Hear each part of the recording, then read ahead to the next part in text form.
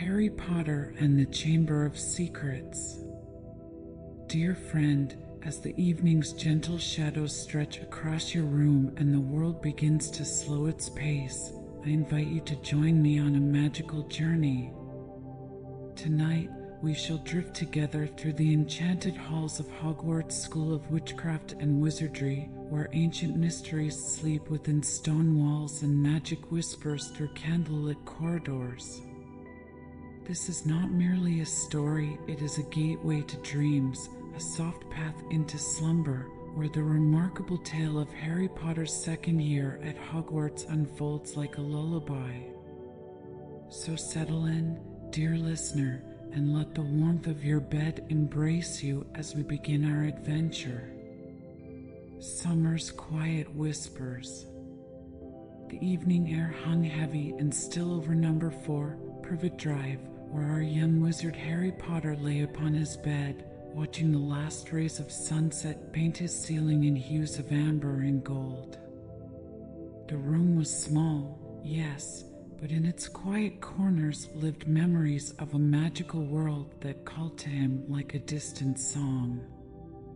Harry's emerald eyes, so like his mother's, reflected the fading light as he traced his fingers over the wooden wand resting beside him. 11 inches of holly and phoenix feather his bridge between two worlds. In the growing darkness, he could almost hear it humming, a gentle reminder that magic was real, that Hogwarts wasn't just a beautiful dream. The Dursleys' house had grown quiet, save for Uncle Vernon's distant snoring and the soft tick-tock of the hallway clock counting seconds until midnight. Harry's birthday was approaching, though no one in this house would remember. Still, there was hope in his heart, hope carried on all wings and written in the letters from his friends that he kept hidden under a loose floorboard beneath his bed. It was in one such moment of quiet contemplation that the air shifted, bringing with it the faintest pop like a soap bubble bursting in slow motion. Harry sat up slowly, his heart quickening as two enormous green eyes materialized in the darkness, followed by the slight figure of a house elf. Harry Potter, the creature spoke, its voice trembling like autumn leaves in a breeze. Such an honor it is, such a wonderful honor. The house elf stood barely 3 feet tall, wearing what appeared to be an old pillowcase, with large ears that twitched nervously like butterfly wings. This was Dobby, though Harry didn't yet know the name of this strange visitor who would change the course of his year. Who are you?" Harry asked, keeping his voice low to avoid waking his aunt and uncle. "Dobby, sir. Just Dobby." "Dobby the house elf," came the reply, followed by a bow so deep that the elf's long, pointed nose touched the floor. As he straightened up, moonlight caught the tears welling in his huge eyes. "Dobby has come to tell Harry Potter. It is difficult, sir." Dobby wonders where to begin. The house elf wrung his hands, his large eyes darting around the room as if expecting the very walls to be listening. The moonlight cast long shadows across the floor, and in the silence, Harry could hear his own heart beating. "Sit down," Harry offered, gesturing to his bed, but immediately regretted his words as Dobby burst into tears, noisy tears that seemed impossibly loud in the quiet house. "Sit down," he wailed.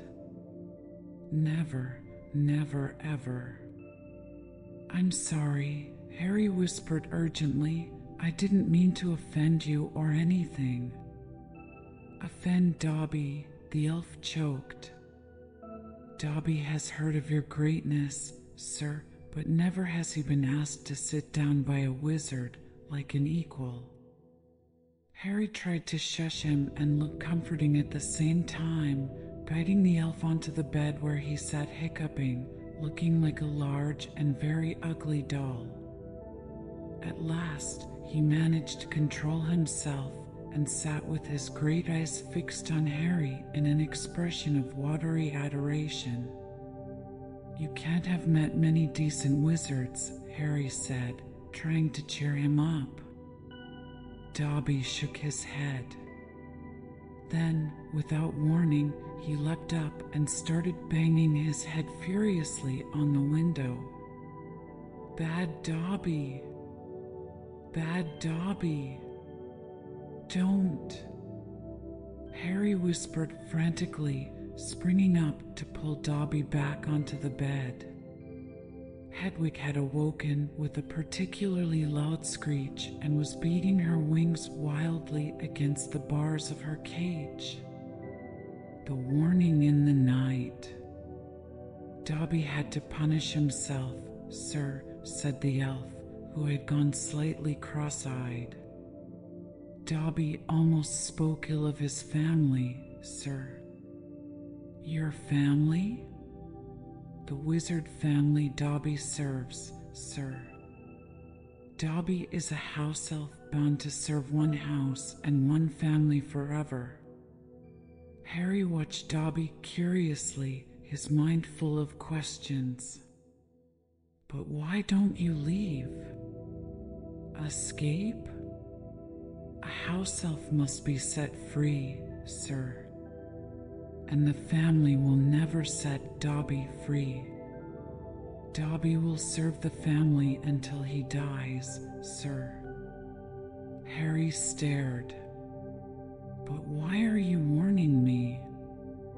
A sudden, unpleasant thought struck him.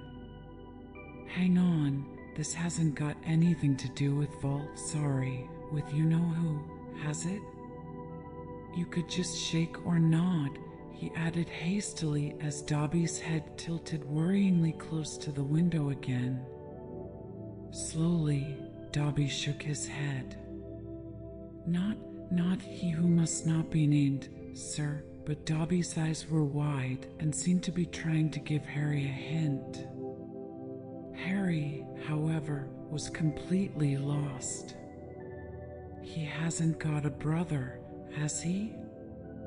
Dobby shook his head, his eyes wider than ever. "There is a plot, Harry Potter. A plot to make most terrible things happen at Hogwarts School of Witchcraft and Wizardry this year. Dobby has known it for months, sir. Harry Potter must not put himself in peril. He is too important, sir." "What terrible things?" Harry asked at once. "Who's plotting them?"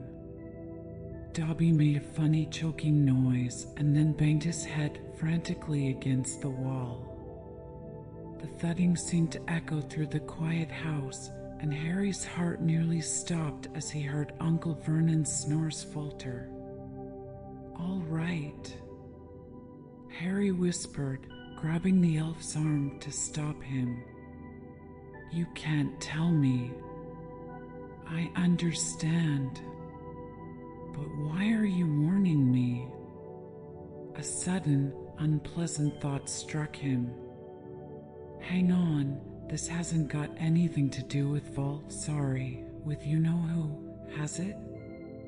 The darkness seemed to deepen around them as Dobby's large eyes filled with tears once more. "Ah, sir," he murmured, dabbing his face with a corner of the grubby pillowcase he wore. "Harry Potter speaks not of his triumph over he who must not be named. So modest, so humble. Voldemort?" Harry suggested helpfully.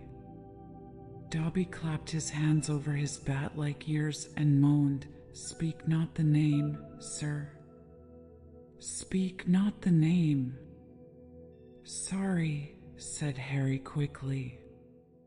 "I know lots of people don't like it. My friend Ron," he stopped abruptly. Thinking about Ron was painful.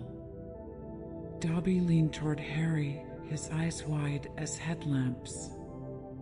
Dobby heard tell, he said hoarsely, that Harry Potter met the Dark Lord for a second time, just weeks ago, that Harry Potter escaped yet again. Harry nodded, and Dobby's eyes suddenly shone with tears. "Ah, sir," he gasped, dabbing his face with a corner of the grubby pillowcase he was wearing. "Harry Potter is valiant and bold. He has braved so many dangers already. But Dobby has come to protect Harry Potter, to warn him. Harry Potter must not go back to Hogwarts School of Witchcraft and Wizardry this year. Promise Dobby you won't go back, sir. A midnight escape." The silence that followed Dobby's plea was broken only by the distant hooting of an owl and the soft rustling of leaves outside Harry's window. The moonlight cast long shadows across the room as Harry considered the house elf's words. "I can't promise that," he said finally. "Hogwarts is my home. All my friends are there." "Friends who don't even write to Harry Potter?" said Dobby slyly. "I expect they've just been, hang on," said Harry, frowning. "How do you know my friends haven't been writing to me?" Dobby shuffled his feet, and in that moment, Harry understood. "Dobby, have you been stopping my letters?" "Dobby has them here, sir," said the elf, stepping nimbly out of Harry's reach.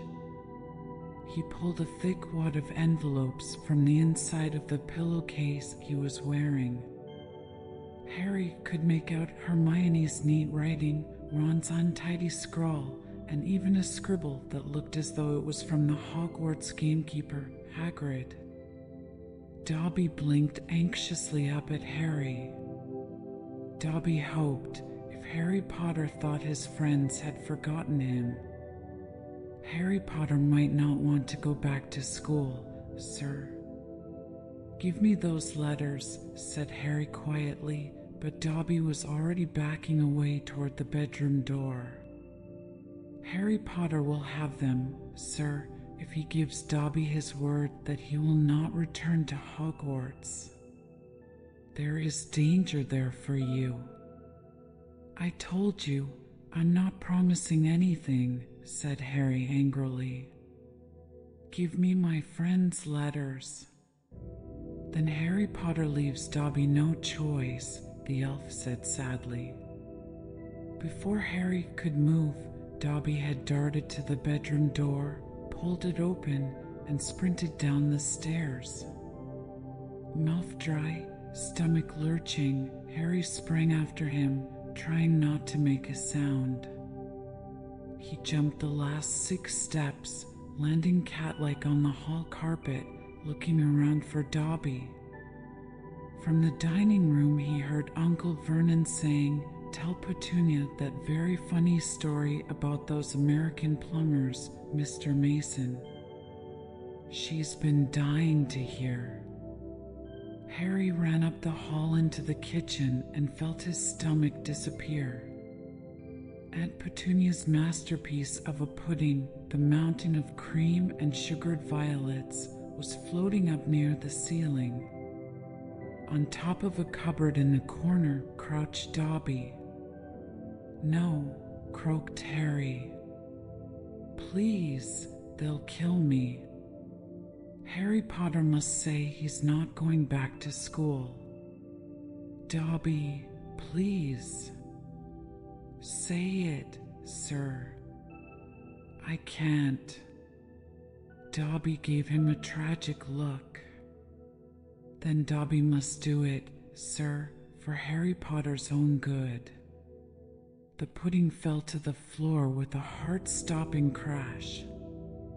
Cream splattered the windows and walls as the dish shattered. With a crack like a whip, Dobby vanished. There were screams from the dining room, and Uncle Vernon burst into the kitchen to find Harry, rigid with shock, covered from head to foot in Aunt Petunia's pudding. At first, it looked as though Uncle Vernon would manage to gloss the whole thing over. Just our nephew, very disturbed, meeting strangers upsets him, so we kept him upstairs. He shooed the shocked Masons back into the dining room, promised Harry he would flee into within an inch of his life when the Masons had left, and handed him a mop. But just as Harry began to clean and all swooped through the kitchen window, dropped a letter on Mrs. Mason's head, and swooped out again.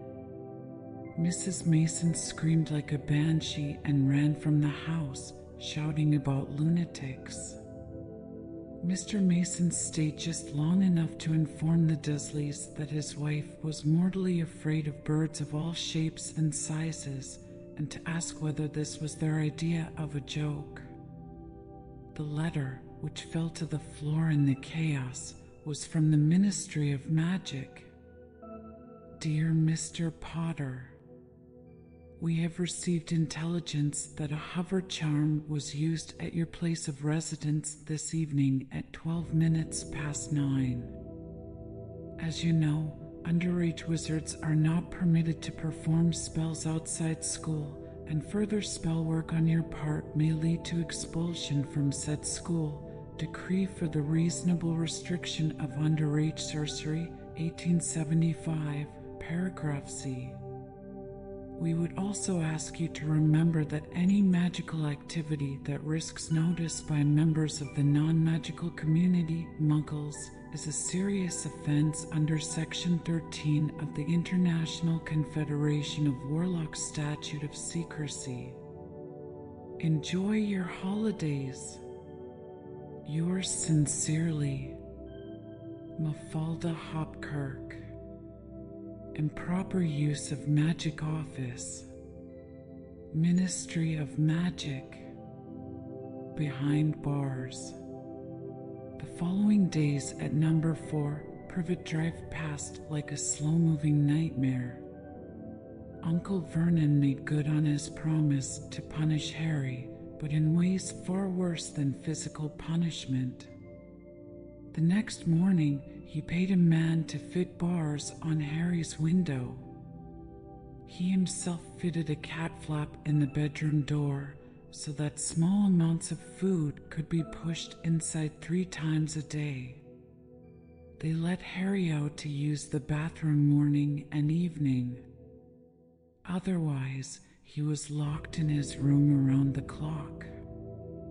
3 days later, the Dursleys were showing no sign of relenting, and Harry couldn't see any way out of his situation. He lay on his bed, watching the sun sinking behind the bars on the window, and wondered miserably what was going to happen to him. What was the good of magicking himself out of his room if Hogwarts would expel him for doing it? Yet life at Privet Drive had reached an all-time low. Now that the Dursleys knew they weren't going to wake up as fruit bats, he had lost his only weapon. Hedwig seemed to be suffering from Harry's imprisonment as much as he was.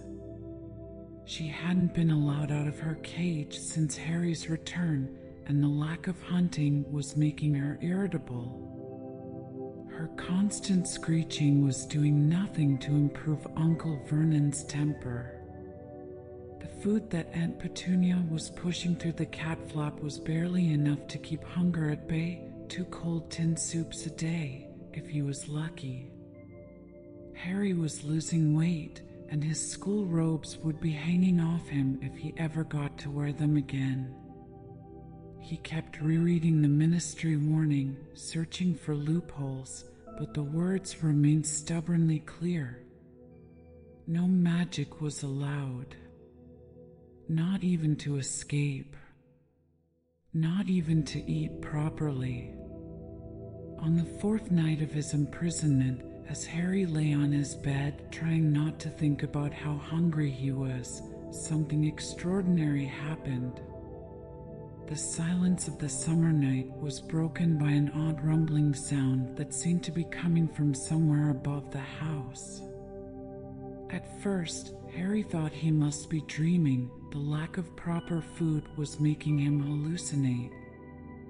But the sound grew louder, and then, through his barred window, he saw something that made his heart leap, a pair of eyes gleaming in the darkness, floating in what appeared to be thin air?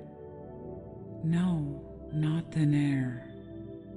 As Harry scrambled to get closer to the window, he realized with a jolt of excitement that the eyes belonged to Ron Weasley, and Ron was grinning at him from the driver's seat of an old turquoise car. But this was no ordinary car. This car was flying. "All right, Harry," called Ron, his voice barely above a whisper. Fred and George, Ron's twin brothers, were in the front seat too, beaming at him through the darkness. "What's been going on?" said Ron. "Why haven't you been answering my letters? I've asked you to stay about 12 times, and then Dad came home and said you'd got an official warning for using magic in front of Muggles." "It wasn't me, and how did he know?" "He works for the ministry," said Ron. "You know we're not supposed to do spells outside school." "Bit rich coming from you," said Harry, glancing at the floating car. "Oh, this doesn't count," said Ron. "It's Dad's. We didn't enchant it. But doing magic in front of those Muggles you live with." "I told you I didn't, but it'll take too long to explain now." "Look, can you explain to them at Hogwarts that the Dursleys have locked me up and won't let me come back, and obviously I can't magic myself out, because the ministry'll think that's the second spell I've done in 3 days, so—" "Stop gibbering," said Ron. "We've come to take you home with us. But you can't magic me out either." "We don't need to," said Fred with a wicked grin. "You forget who I've got with me. A midnight flight." The summer night wrapped around them like silk as George Weasley leaned out of the floating car, a length of rope in his freckled hands. The moonlight caught his grin, making it sparkle with mischief. "Stand back," George whispered through the bars. With practiced care, he looped the rope around one of the metal bars. The other end was already secured to the car's rear bumper. Fred revved the engine gently, the sound barely louder than a purring cat. "Everyone ready?" he called softly over his shoulder. "Harry, get all your things together. This might get a bit noisy." Harry's heart drummed against his ribs as he hastily gathered his school trunk, his wand, and Hedwig's cage. He worked as quietly as possible, all too aware of Uncle Vernon's thunderous snoring just down the hall. Right then, Fred murmured, 3, 2, 1. The car's engine growled softly, and with a sudden metallic crunch that seemed to echo through the quiet street, the bars pulled free from Harry's window. George and Ron hauled them up into the car while Harry watched anxiously for any signs of movement from his aunt and uncle's bedroom. "Now you," Ron whispered, reaching out his hands. Harry passed Hedwig's cage through first, then his trunk, which the twins managed to maneuver into the back seat with surprising grace. Finally, Harry climbed onto the windowsill, the cool night air kissing his face with promise of freedom. Just as he was about to jump, a floorboard creaked in the hallway. Harry froze, his heart stopping. Through the darkness, he could hear footsteps approaching his door. "Now!" Ron hissed urgently. Harry leaped. For one breathless moment, he was suspended in the summer night, floating between captivity and freedom. Then Ron's hands caught him, pulling him into the car just as Uncle Vernon burst through the bedroom door. "Petunia!" Uncle Vernon roared into the night. "He's getting away!" But it was too late.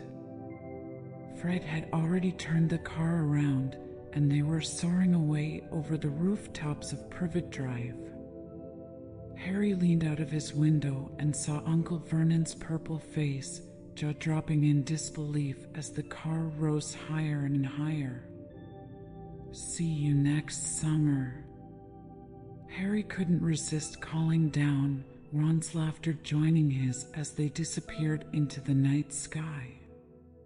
The houses of Little Whinging fell away below them, becoming a tapestry of twinkling lights. The warm summer air rushed through Harry's hair, and for the first time in days, he felt his muscles relax. "Let Hedwig out," Ron suggested. "She can fly behind us. She hasn't had a chance to stretch her wings in ages." George handed the hairpin to Harry, and a moment later, Hedwig soared joyfully out of her cage. She glided alongside them like a ghost, her wings silent against the star-studded sky.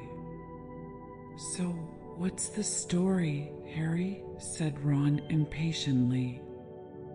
"What's been happening?" Harry told them all about Dobby, the warning, and the disastrous pudding. A long silence followed his words, broken only by the gentle humming of the car's engine. "Very fishy," said Fred finally. "Definitely dodgy," agreed George. "So he wouldn't even tell you who's supposed to be plotting all this stuff?" "I don't think he could," said Harry. "I told you, every time he got close to letting something slip, he started banging his head against the wall." He saw Fred and George look at each other. "What? You think he was lying?" said Harry. "Well," said Fred, "put it this way, house elves have got powerful magic of their own, but they can't usually use it without their master's permission. I reckon old Dobby was sent to stop you coming back to Hogwarts. Someone's idea of a joke. Can you think of anyone at school with a grudge against you?" "Yes," said Harry and Ron together instantly. "Draco Malfoy," Harry explained. "He hates me." "Draco Malfoy?" George turned around, his face thoughtful in the moonlight. "Not Lucius Malfoy's son?" "Must be. It's not a very common name, is it?" said Harry. "I've heard Dad talking about him," said George. "He was a big supporter of you-know-who." Harry sank back in his seat, watching the clouds drift past the window. After the confusion and mystery of Dobby's visit, one thing was finally clear: magic or no magic, he was heading back to where he belonged. He was going home. The Burrows' welcome. Dawn was just beginning to paint the horizon in soft pastels when the flying car began to descend. Through the thinning darkness, Harry could make out a most peculiar house in the distance. It looked as though it had once been a large stone pigpen, but extra rooms had been added here and there until it was several stories high and so crooked it seemed to be held up by magic, which, Harry reminded himself, it probably was. "Welcome," Ron said with a gentle smile, "to the burrow." They landed with a soft bump in a small yard near a garage. Harry's eyes widened as he took in the scene before him. A jumble of rubber boots and a very rusty cauldron lay by the front door. Several fat brown chickens were dozing in the dawn light. The morning silence was broken only by their soft clucking and the distant hooting of owls settling down to sleep. "It's not much," Ron said, a touch of uncertainty in his voice. "It's wonderful," Harry whispered, and he meant it. After the sterile perfection of Privet Drive, the burrow's warm chaos felt like stepping into a dream. They crept through the yard, Fred and George carrying Harry's trunk between them. The kitchen door was unlocked, and they tiptoed inside, setting Harry's trunk down by the foot of the stairs. The kitchen was small and rather cramped. There was a scrubbed wooden table and chairs in the middle, and Harry couldn't help noticing the clock on the wall opposite him. It had only one hand and no numbers at all. Written around the edge were things like "time to make tea," "time to feed the chickens," and "you're late." Books were stacked 3 deep on the mantelpiece, with titles like "Charm Your Own Cheese," "Enchantment in Baking," and "1-Minute Feasts, It's Magic." And unless Harry's ears were deceiving him, the old radio next to the sink had just announced that the next broadcast would be Witching Hour with popular singing sorceress Celestina Warbeck. "We'll go upstairs really quietly," said Fred, "and wait for Mum to call us for breakfast. Then, Ron, you come bounding downstairs going, 'Mum, look who turned up in the night,' and she'll be all pleased to see Harry, and no one need ever know we flew the car." "Right," said Ron. "Come on, Harry, I sleep at the top." Ron had gone a nasty greenish color, his eyes fixed on the kitchen doorway. The other 3 wheeled around. Mrs. Weasley stood before them like a saber-toothed tiger in a dressing gown. Her eyes glinted in the early morning light. "Ah," said Fred. "Oh dear," said George. Mrs. Weasley's voice was barely above a whisper, but it seemed to fill the kitchen with its intensity. "So," she said, her eyes moving from one guilty face to the next. "Morning, Mum," said George, in what he clearly thought was a jaunty, winning voice. "Have you any idea how worried I've been?" said Mrs. Weasley in a deadly whisper. "Sorry, Mum, but see, we had to." All 3 of Mrs. Weasley's sons were taller than she was, but they cowered as her rage broke over them like a tidal wave. "Bed's empty." "No note." "Car gone. Could have crashed out of my mind with worry. Did you care?" "Never, as long as I've lived. You wait until your father gets home. We never had trouble like this from Bill or Charlie or Percy." "Perfect, Percy," muttered Fred. "You could deal with taking a leaf out of Percy's book," yelled Mrs. Weasley, prodding a finger in Fred's chest. "You could have died. You could have been seen. You could have lost your father his job." It seemed to go on for hours. Mrs. Weasley had shouted herself hoarse before she turned on Harry, who backed away. "I'm very pleased to see you, Harry, dear," she said warmly. "Come in and have some breakfast." She turned and walked back into the kitchen, leaving Harry nervous and Ron shrugging apologetically. But as they followed her inside, Harry caught the scent of sizzling bacon and fresh bread, and his worry began to melt away. The kitchen was filling with golden morning light now, and Mrs. Weasley was bustling around, cooking breakfast while still throwing dirty looks at her sons. She flicked her wand casually at the dishes in the sink, which began to clean themselves, clinking gently against each other.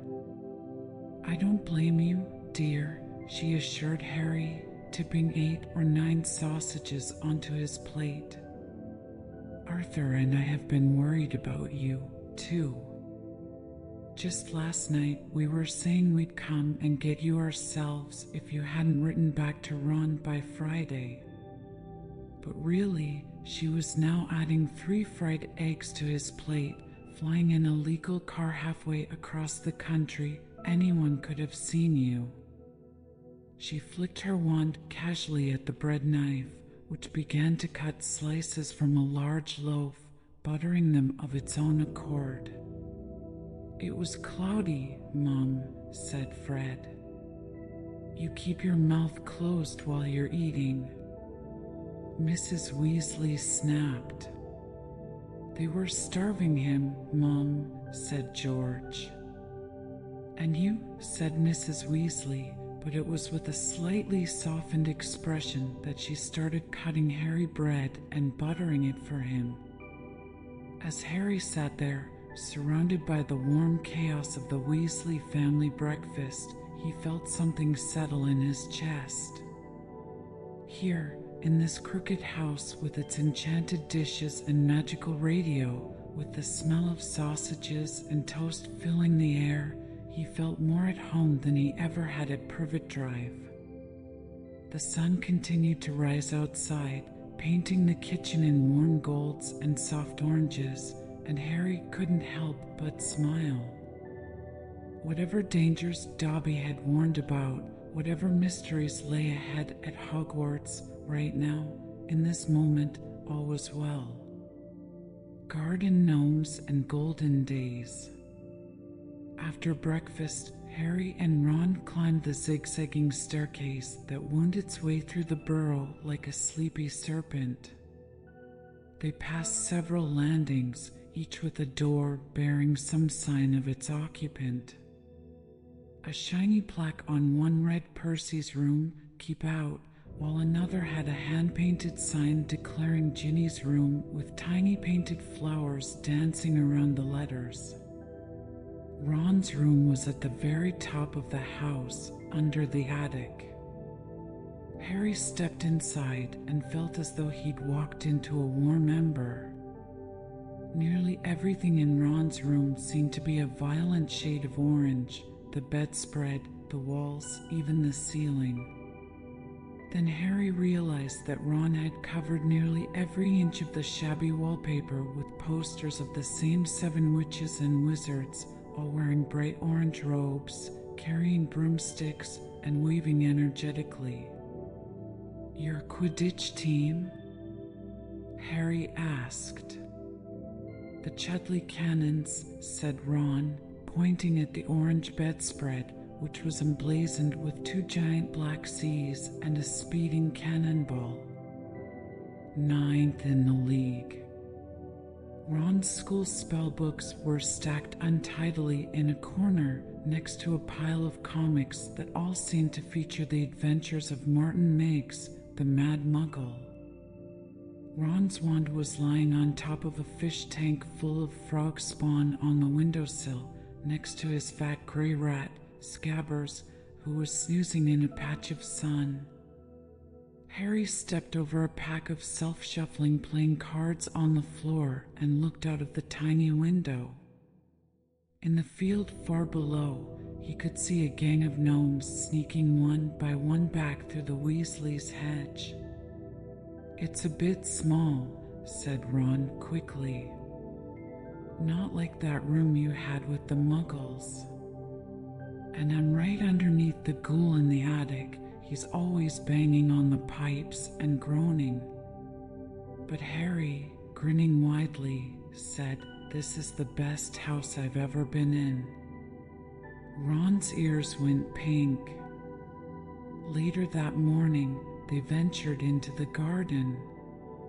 The warm summer air was thick with the buzz of bees and the sweet scent of flowers. Mrs. Weasley had set them the task of denoming the garden, but Harry found he didn't mind at all. It was fascinating watching Ron demonstrate the proper technique, grabbing a gnome, swinging it in great circles like a lasso, and letting go. "You've got to get them really dizzy," Ron explained, "or they'll find their way back to the gnome holes." Harry learned that garden gnomes were nothing like the cheerful stone statues that decorated Aunt Petunia's garden. These were small, leathery-looking creatures with large, knobby heads exactly like potatoes. They were currently emerging from their holes, squinting in the bright sunlight. As they worked, the twins joined them, and soon it became something of a competition to see who could throw their gnome the farthest. The air was filled with flying gnomes and peals of laughter as the little creatures sailed through the air, landing with soft thumps in the field beyond. "See, they're not too bright," said George, seizing 5 or 6 gnomes at once. The moment they know the denoming's going on, they storm up to have a look. You'd think they'd have learned by now just to stay put. Soon, the crowd of gnomes in the field started walking away in a straggling line, their tiny shoulders hunched. "They'll be back," said Ron as they watched the gnomes disappear into the hedge on the other side of the field. "They love it here. Dad's too soft with them. He thinks they're funny." Just then, they heard the front door slam. "Dad's home," said Fred. They hurried through the garden and back into the house. Mr. Weasley was slumped in a kitchen chair with his glasses off and his eyes closed. He was a thin man, going bald, but the little hair he had was as red as any of his children's. He was wearing long green robes, which were dusty and travel-worn. "What a night," he mumbled, groping for the teapot as they all sat down around him. 9 raids. 9. And old Mundungus Fletcher tried to put a hex on me when I had my back turned. Mr. Weasley took a long gulp of tea and sighed. "Find anything interesting?" asked Fred eagerly. "Nothing much," said Mr. Weasley. "Just a few shrinking door keys and a biting kettle. There was some pretty nasty stuff that wasn't my department, though. Mortlake was taken away for questioning about some extremely odd ferrets, but that's the Committee on Experimental Charms, thank goodness." "Why would anyone bother making door keys shrink?" said George. "Just muggle baiting," sighed Mr. Weasley. "Sell them a key that keeps shrinking to nothing so they can never find it when they need it. Of course, it's very hard to convict anyone because no muggle would admit their key keeps shrinking. They'll insist they just keep losing it. Bless them, they'll go to any lengths to ignore magic, even if it's staring them in the face." He opened his eyes properly, spotted Harry, and sat bolt upright. "Good Lord, is it Harry Potter? Very pleased to meet you. Ron's told us so much about you." But Mrs. Weasley's scowl reminded him of something else entirely. "Your sons flew that enchanted car of yours to Surrey and back last night," shouted Mrs. Weasley. "Have you got anything to say about that?" "Did you really?" said Mr. Weasley eagerly. "Did it go all right?" I mean, he faltered as sparks flew from Mrs. Weasley's eyes. That was very wrong, boys, very wrong indeed. Harry watched with amusement as Mr. Weasley tried to look stern under his wife's gaze while simultaneously winking at his sons. In that moment, surrounded by this wonderfully chaotic family, Harry felt a warmth spread through his chest that had nothing to do with the summer heat. The rest of the day passed in a pleasant haze. Harry helped Ron feed the chickens, watched the self-stirring pots in the kitchen prepare lunch, and listened to the ghoul in the attic drop pipes and howl whenever it got too quiet. It was, he thought as he climbed into the camp bed in Ron's room that night, the perfect sort of day, the kind that seemed to stretch on forever, filled with nothing but simple pleasures and the company of friends. As he drifted off to sleep, the last thing Harry saw was Ron's Chudley Cannon's poster, the players waving lazily in the moonlight, and he smiled. Whatever Dobby's warning had meant, whatever dangers might lie ahead at Hogwarts, Harry knew that right here, right now, he was exactly where he belonged. Morning Mysteries. The next morning dawned bright and clear at the Burrow, golden sunlight streaming through Ron's window and casting dancing patterns on the orange walls. Harry woke to the sound of birds chirping and the distant clatter of breakfast preparations drifting up from the kitchen below. As he sat up in his camp bed, rubbing sleep from his eyes, a small figure appeared in the doorway. It was Ginny, Ron's younger sister, still in her nightdress. The moment she saw Harry, she gave a small squeak and fled from the room. "Don't mind her," Ron said sleepily from his bed. "She's been talking about you all summer." "Dead annoying, really." They dressed quickly and headed down to breakfast, following the enticing smell of sausages and fresh bread. The kitchen was already bustling with activity. Mrs. Weasley was at the stove, her wand conducting a symphony of cooking utensils. Percy sat at the table, deeply engrossed in what appeared to be a very worn copy of Prefects Who Gained Power. "Letters from school," said Mr. Weasley, passing Harry and Ron identical envelopes of yellowish parchment addressed in green ink. "Dumbledore already knows you're here. Harry doesn't miss a trick, that man." For a few minutes there was silence as they all read their letters. Harry's informed him that the new term would begin on September 1st and that the Hogwarts Express would leave from King's Cross Station as usual. There was also a list of the new books he'd need for the coming year. Second-year students will require The Standard Book of Spells, Grade 2 by Miranda Goshawk, Break with a Banshee by Gilderoy Lockhart, Gaddying with Ghouls by Gilderoy Lockhart, Holidays with Hags by Gilderoy Lockhart, Travels with Trolls by Gilderoy Lockhart, Voyages with Vampires by Gilderoy Lockhart, Wanderings with Werewolves by Gilderoy Lockhart, Year with the Yeti by Gilderoy Lockhart. Fred, who had finished his own list, peered over at Harry's. "You've been told to get all Lockhart's books, too," he said. "The new defense against the dark arts teacher must be a fan. Bet it's a witch." At this point, Fred caught his mother's eye and quickly busied himself with the marmalade. "That lot won't come cheap," said George, with a quick look at his parents. "Lockhart's books are really expensive."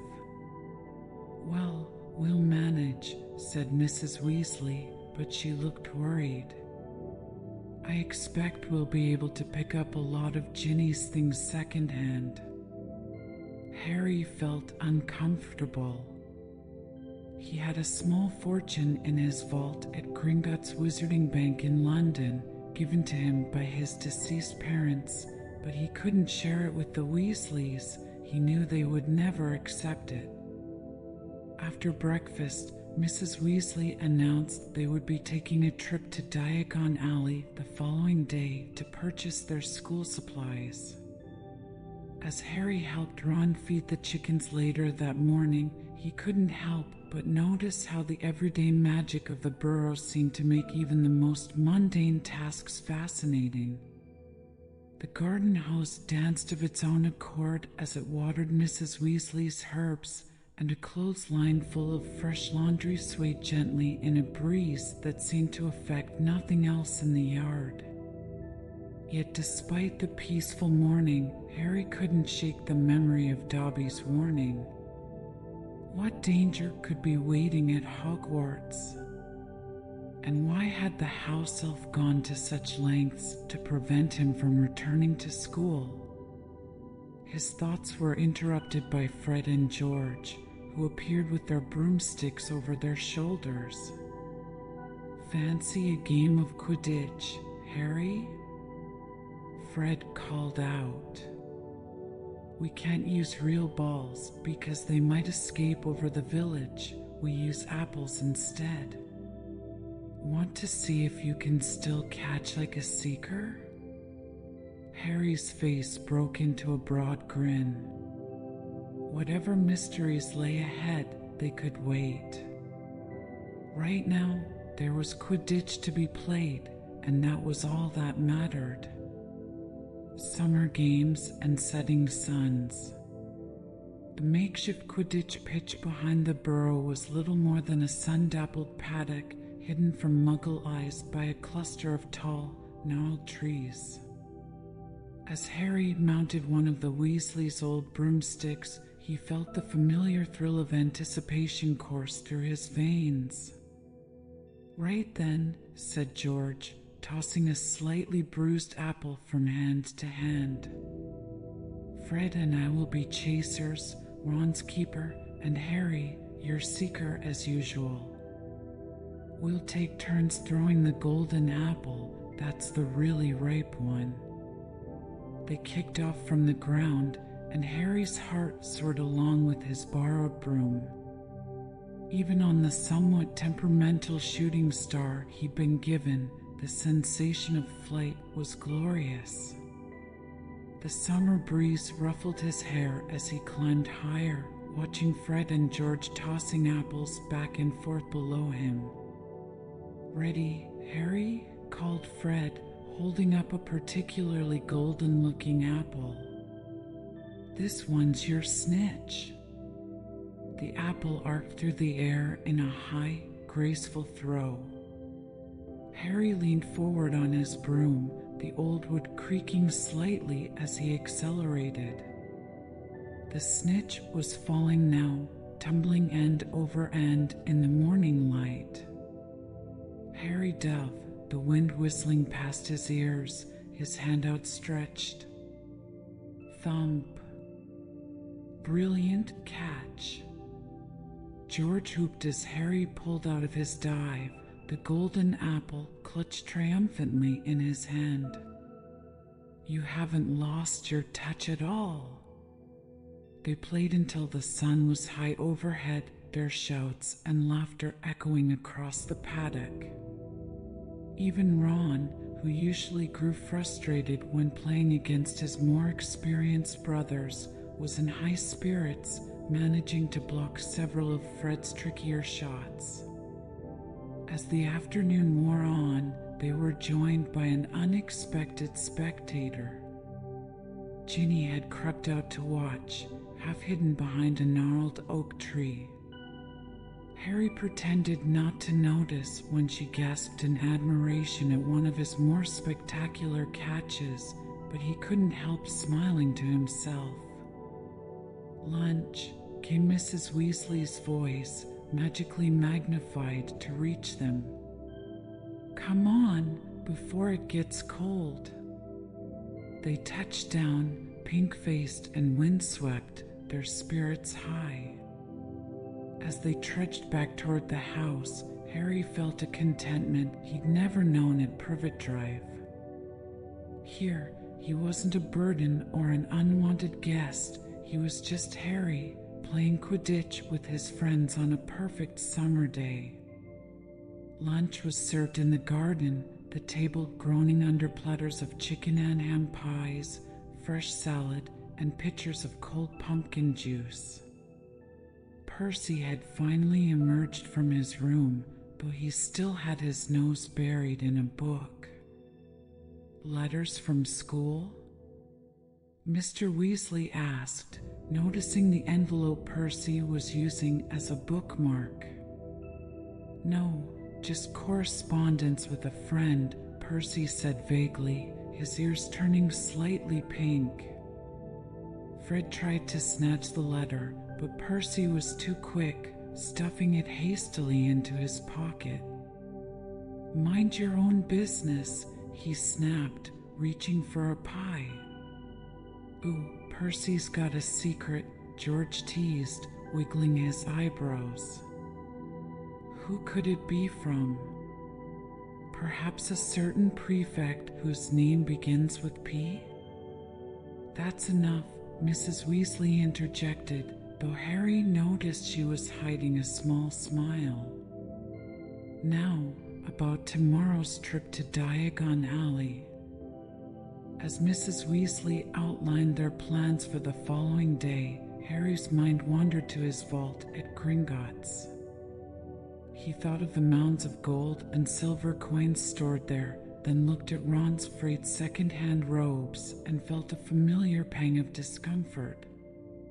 The Weasleys had given him so much, a home, a family, acceptance, and he had no way to repay their kindness. After lunch, they retreated to the shade of a large beech tree in the garden. The afternoon heat had brought out the gnomes again, and they watched as the potato-headed creatures waddled through the flower beds, occasionally stopping to fight over particularly juicy earthworms.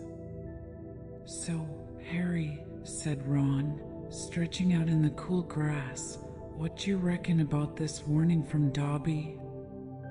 Think there's really going to be trouble at Hogwarts?" Harry plucked a blade of grass, thinking carefully before he answered.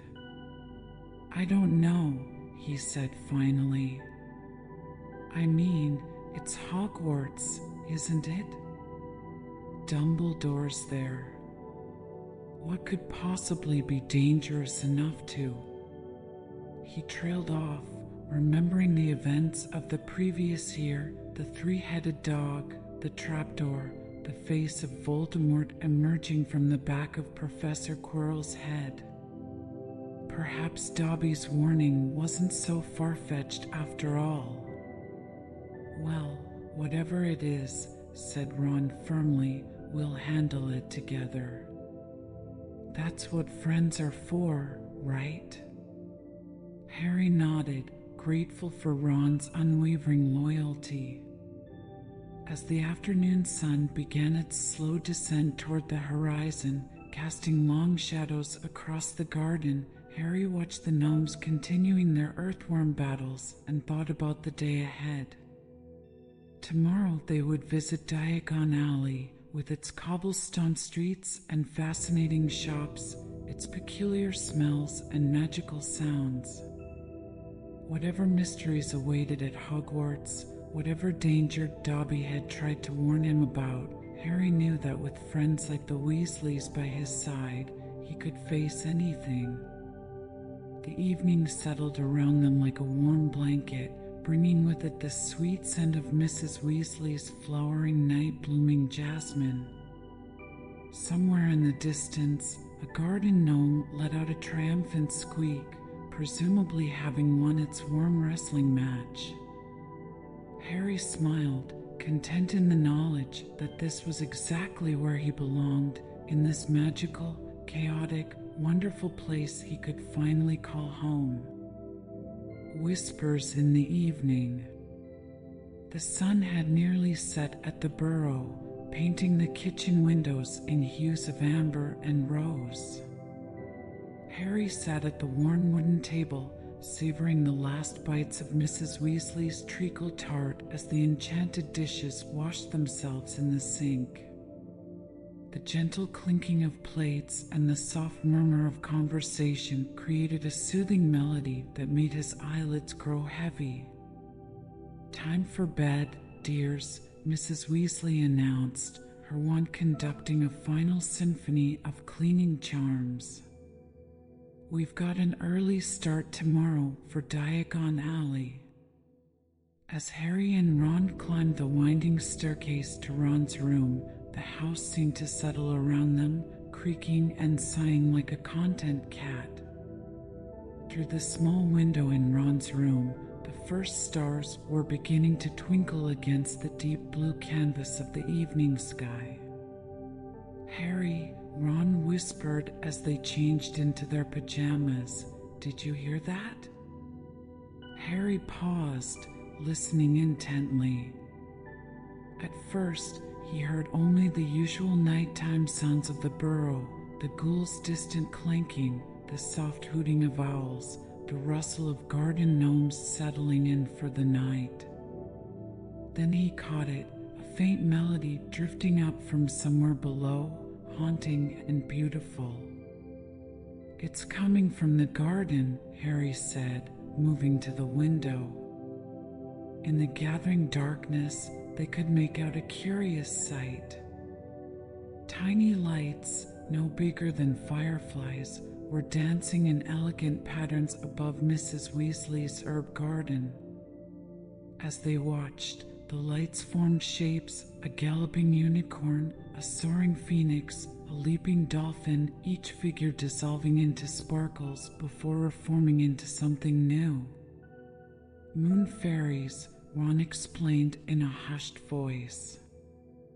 "They only come out on the night before a journey. Mom says they're good luck." Harry watched, mesmerized, as the fairy lights continued their ethereal dance. In that moment, with magic literally dancing before his eyes and the warmth of friendship surrounding him, he felt further from Privet Drive than ever before.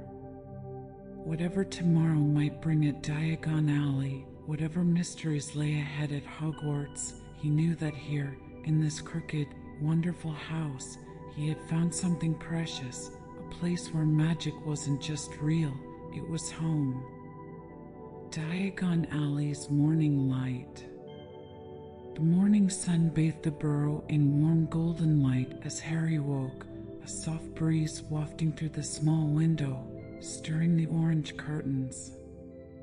He could hear faint clinks and rustling downstairs as Mrs. Weasley busied herself in the kitchen, preparing for their day ahead. Today was the day they'd be going to Diagon Alley, a journey that never failed to fill him with wonder and excitement. "Up and at Harry," Ron called, already dressed, his hair still mussed from sleep, but his eyes bright with anticipation. They dressed quickly and headed down, the stairs creaking underfoot, almost as if welcoming them into the morning. The kitchen was alive with the smell of toast and freshly brewed tea. Mrs. Weasley flitted around the room, her wand stirring a pot on the stove while eggs danced gently in a frying pan. "Eat up, dears. We'll need plenty of energy today," she said, smiling fondly at Harry as he took a seat. As they ate, the chatter around the table was lively. Fred and George, who had somehow managed to wake early for the occasion, were busy exchanging whispered plans about visiting Weasley's wizard wheezes to test out new pranks. Ginny listened eagerly, her eyes sparkling with mischief. Percy sat by the window, pretending to read, but clearly watching everyone with his usual stern expression.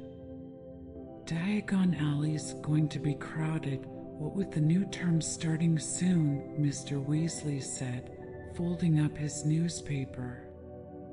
But we'll be there early enough to avoid the rush. With that, they all hurried to finish their breakfast and gather their things for the trip. The journey to Diagon Alley. Stepping outside, Harry felt the morning air fresh against his face, a soft hum of magic lingering around them as they prepared to travel by Flipowder. Mrs. Weasley handed out small handfuls of the silvery powder, reminding everyone to pronounce their destination clearly. Harry felt a familiar flutter of excitement as he clutched his powder, waiting for his turn. Diagon Alley, he said clearly as he tossed the powder into the fireplace, stepping into the green flames. In a rush of spinning fireplaces and flickering lights, he was whisked away. The familiar cobblestone streets of Diagon Alley appeared before him as he stepped out of the fireplace. Shops lined the avenue, each window displaying magical items that glittered with mystery and promise. Witches and wizards strolled about, some carrying parcels wrapped in strange fabrics, while others leaned in close, whispering secrets that dissolved into the air like faintly sparkling mist. Harry's eyes widened as he took in the view, every shop and corner brimming with life. Flourish and Blots was already open, with a stack of Gadding with Ghouls by Gilderoy Lockhart displayed prominently in the window. Nearby, a broomstick shop had a crowd gathered around the latest model, its sleek frame glinting in the sun. "This way, Harry," Ron called, guiding him through the bustling crowd. They made their way past the apothecary, its shelves lined with jars of shimmering ingredients, and toward Gringotts, the wizard bank. A visit to Gringotts. Inside Gringotts, cool and shadowed with tall marble pillars, goblins moved silently about their work. The vast hall echoed with the soft rustling of parchment and the faint clink of coins, adding a sense of awe to the air. Mr. Weasley exchanged a few polite words with a goblin at the counter, arranging for them to access Harry's vault. Harry could never forget the sensation of descending into the heart of Gringotts. The cart ride twisted and turned, taking them through dimly lit tunnels that stretched far beneath Diagon Alley, the walls shimmering as they passed. The vault door opened with a gentle clang, revealing the piles of gold, silver, and bronze coins his parents had left for him. He filled a small bag with enough for his school supplies, a sense of gratitude and wonder filling his heart. They made their way back to the bustling street, the morning sunlight now higher and brighter. It cast long shadows across the cobblestones, giving the whole alley an enchanted glow. New books and old friends. Flourish and Blots was next, and the moment they entered, Harry's senses were overwhelmed by the comforting smell of parchment and the soft rustle of pages being turned. Books floated gently around the room, settling onto shelves as if they had minds of their own. As they picked out the required texts for their classes, they caught sight of Hermione, who was already holding a stack of books so high it nearly obscured her face. She smiled broadly as she spotted them, her eyes alight with excitement.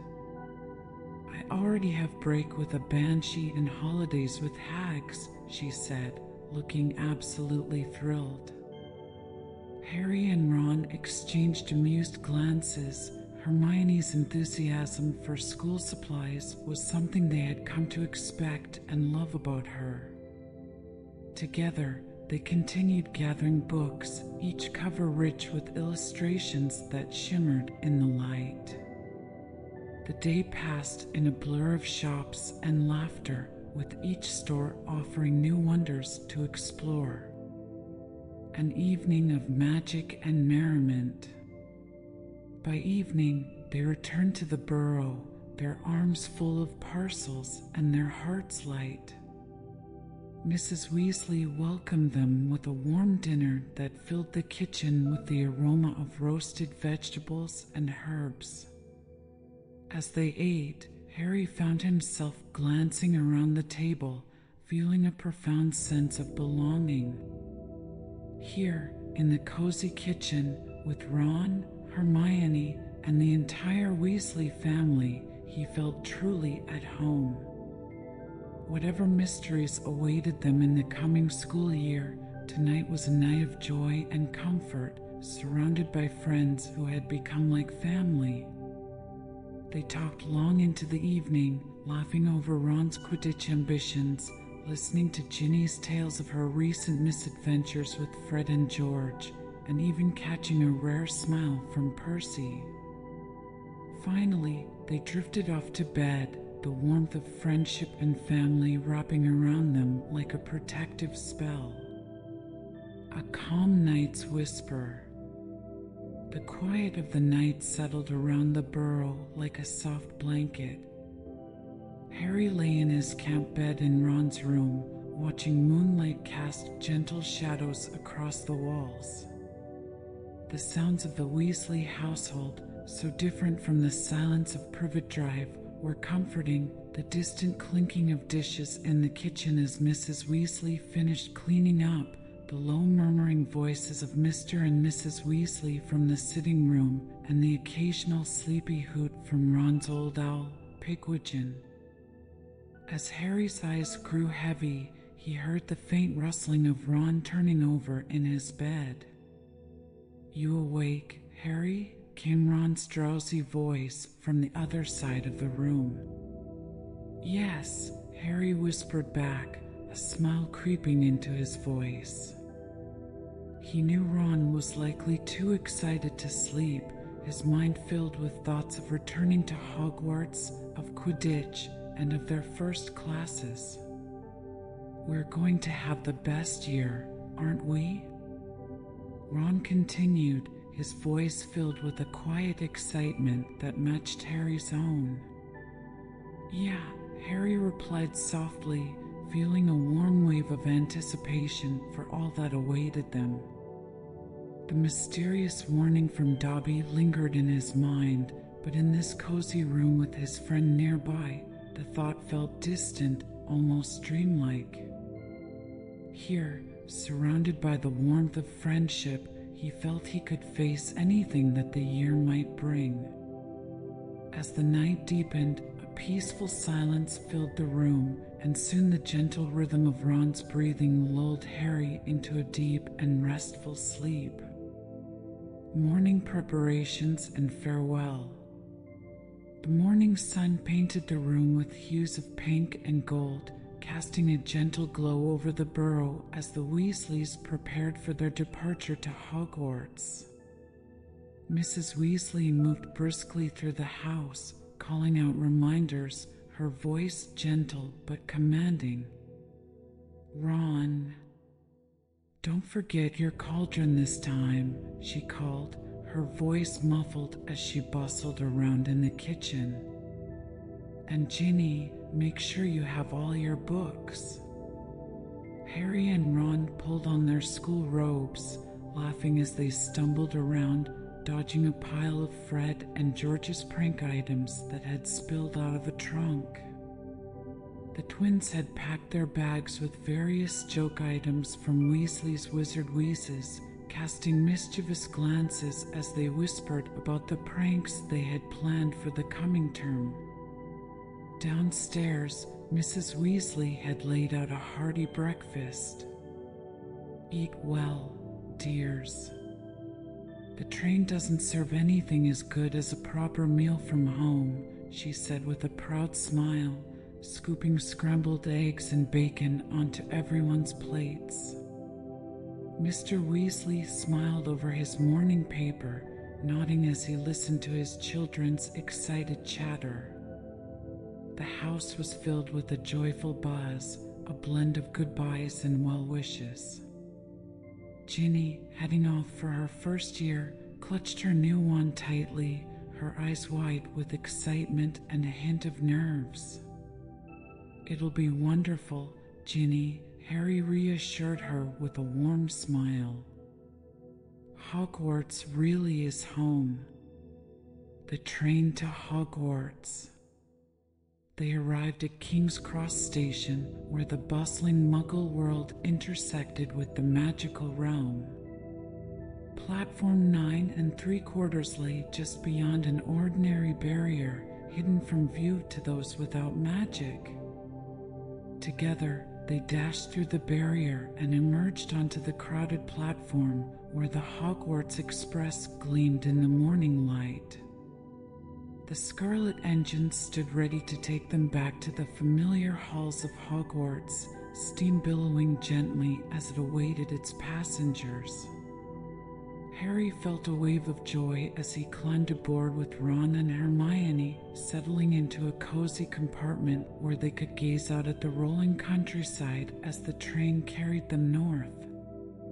As the train chugged along, they spoke in low voices, sharing their dreams for the year ahead, the gentle sway of the carriage lulling them into a comfortable quiet. Hermione was already reading ahead in her textbooks, her brow furrowed in concentration, while Ron and Harry spoke about Quidditch strategies and plans to explore new corners of the castle. Afternoon gave way to twilight, and soon the lights of the castle appeared on the horizon. Hogwarts, standing tall and ancient against the setting sun, welcomed them back like an old friend. Harry's heart swelled with warmth, his eyes lingering on the turrets and towers, the countless mysteries and memories held within its walls. As they disembarked and made their way toward the castle, Harry knew he was exactly where he belonged. This was home, and whatever the coming year held, he was ready to face it with his friends by his side. The warm glow of the Great Hall. As Harry and his friends entered the Great Hall, they were enveloped in its warm, inviting glow. Candles floated gently in the air, their light casting a soft, golden haze over the room. The enchanted ceiling mirrored the evening sky outside, where stars twinkled against a backdrop of velvety blue, while autumn leaves drifted through the open doors, catching the light as they fluttered down like bits of magic. Harry's heart beat with a quiet joy. Rows of familiar faces filled the hall, each expression reflecting the excitement of a new school year. Professors sat at the long staff table, with Dumbledore in his usual seat, his eyes twinkling as he gazed around at the students with a look of deep fondness. The Sorting Hat, patched and wise, waited on its stool, ready to welcome the new students. With a quiet hush, the first years entered, their nervous faces alight with wonder. Among them was Ginny, her eyes wide and her hands clutching her robes. She caught Harry's gaze and gave a shy, hopeful smile. "Welcome, welcome to another year at Hogwarts," Dumbledore announced, his voice resonant yet comforting. "May this year bring new discoveries, lifelong friendships, and, above all, courage in the face of adventure." As the feast began, the tables filled with a spectacular array of dishes, from golden roast chicken to bowls of steaming pumpkin soup. The air was rich with the scent of fresh bread and sweet spices. Laughter and chatter echoed warmly, filling every corner of the hall, wrapping each student in the joyous spirit of belonging. The first night in the dormitory. When the feast ended, the students made their way to their respective common rooms, the sounds of laughter and whispered excitement following them up the grand staircase. Harry and Ron climbed the familiar steps to Gryffindor Tower, where the fat lady awaited them, dozing peacefully in her portrait. "Password?" she asked, half asleep, and perked up when she heard the correct response, swinging open to reveal the cozy warmth of the Gryffindor common room. The room glowed with the comforting light of crackling fireplaces, and overstuffed armchairs were clustered together in groups, inviting students to settle in for late-night chats. Soft maroon and gold hangings draped the walls, and portraits of past Gryffindors seemed to watch over them with kindly eyes. Harry, Ron, Hermione, and the other Gryffindors made their way up the winding staircase to their dormitory. Their beds, covered with thick, scarlet blankets and pillows fluffed to perfection, were waiting, each one an island of warmth and comfort.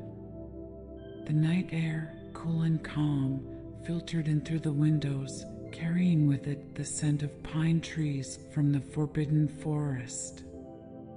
As Harry climbed into bed, he felt the weight of his day melt away. His last thought before drifting into sleep was of how lucky he was to have this place, these friends, and the promise of a new year filled with magic and mystery. Secrets in the moonlight. In the early hours, as the castle slept, a silver glow filled the room, the full moon casting its gentle light across the walls. Harry stirred slightly, catching sight of the moonlight streaming through the window, painting patterns on the floor like enchanted lace. It seemed to invite him, whispering secrets only the night could hold.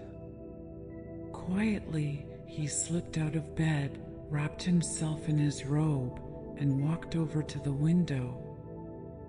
Hogwarts lay bathed in moonlight, the lake shimmering like polished silver, and the distant forbidden forest seemed to pulse with an ancient rhythm, each tree casting long shadows that swayed with the soft breeze. As he stood there, a calmness settled over him, a deep sense of peace he only felt at Hogwarts.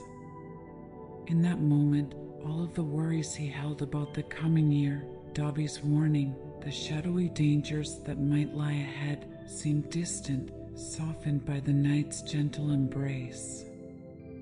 From across the room, Ron shifted in his sleep, muttering softly about Quidditch strategies and half-mumbled spells, while in the bed beside him, Neville snored softly, his face relaxed in a dream-filled sleep.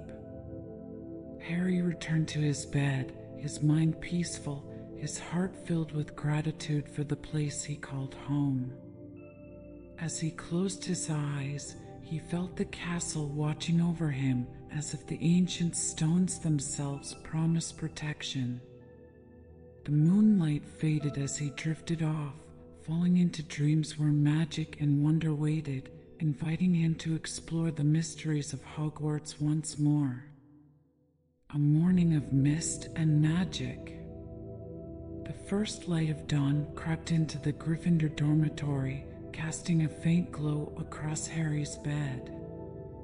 Outside, a soft mist hung over the grounds, wrapping Hogwarts in a gauzy veil that seemed to blend dreams and reality.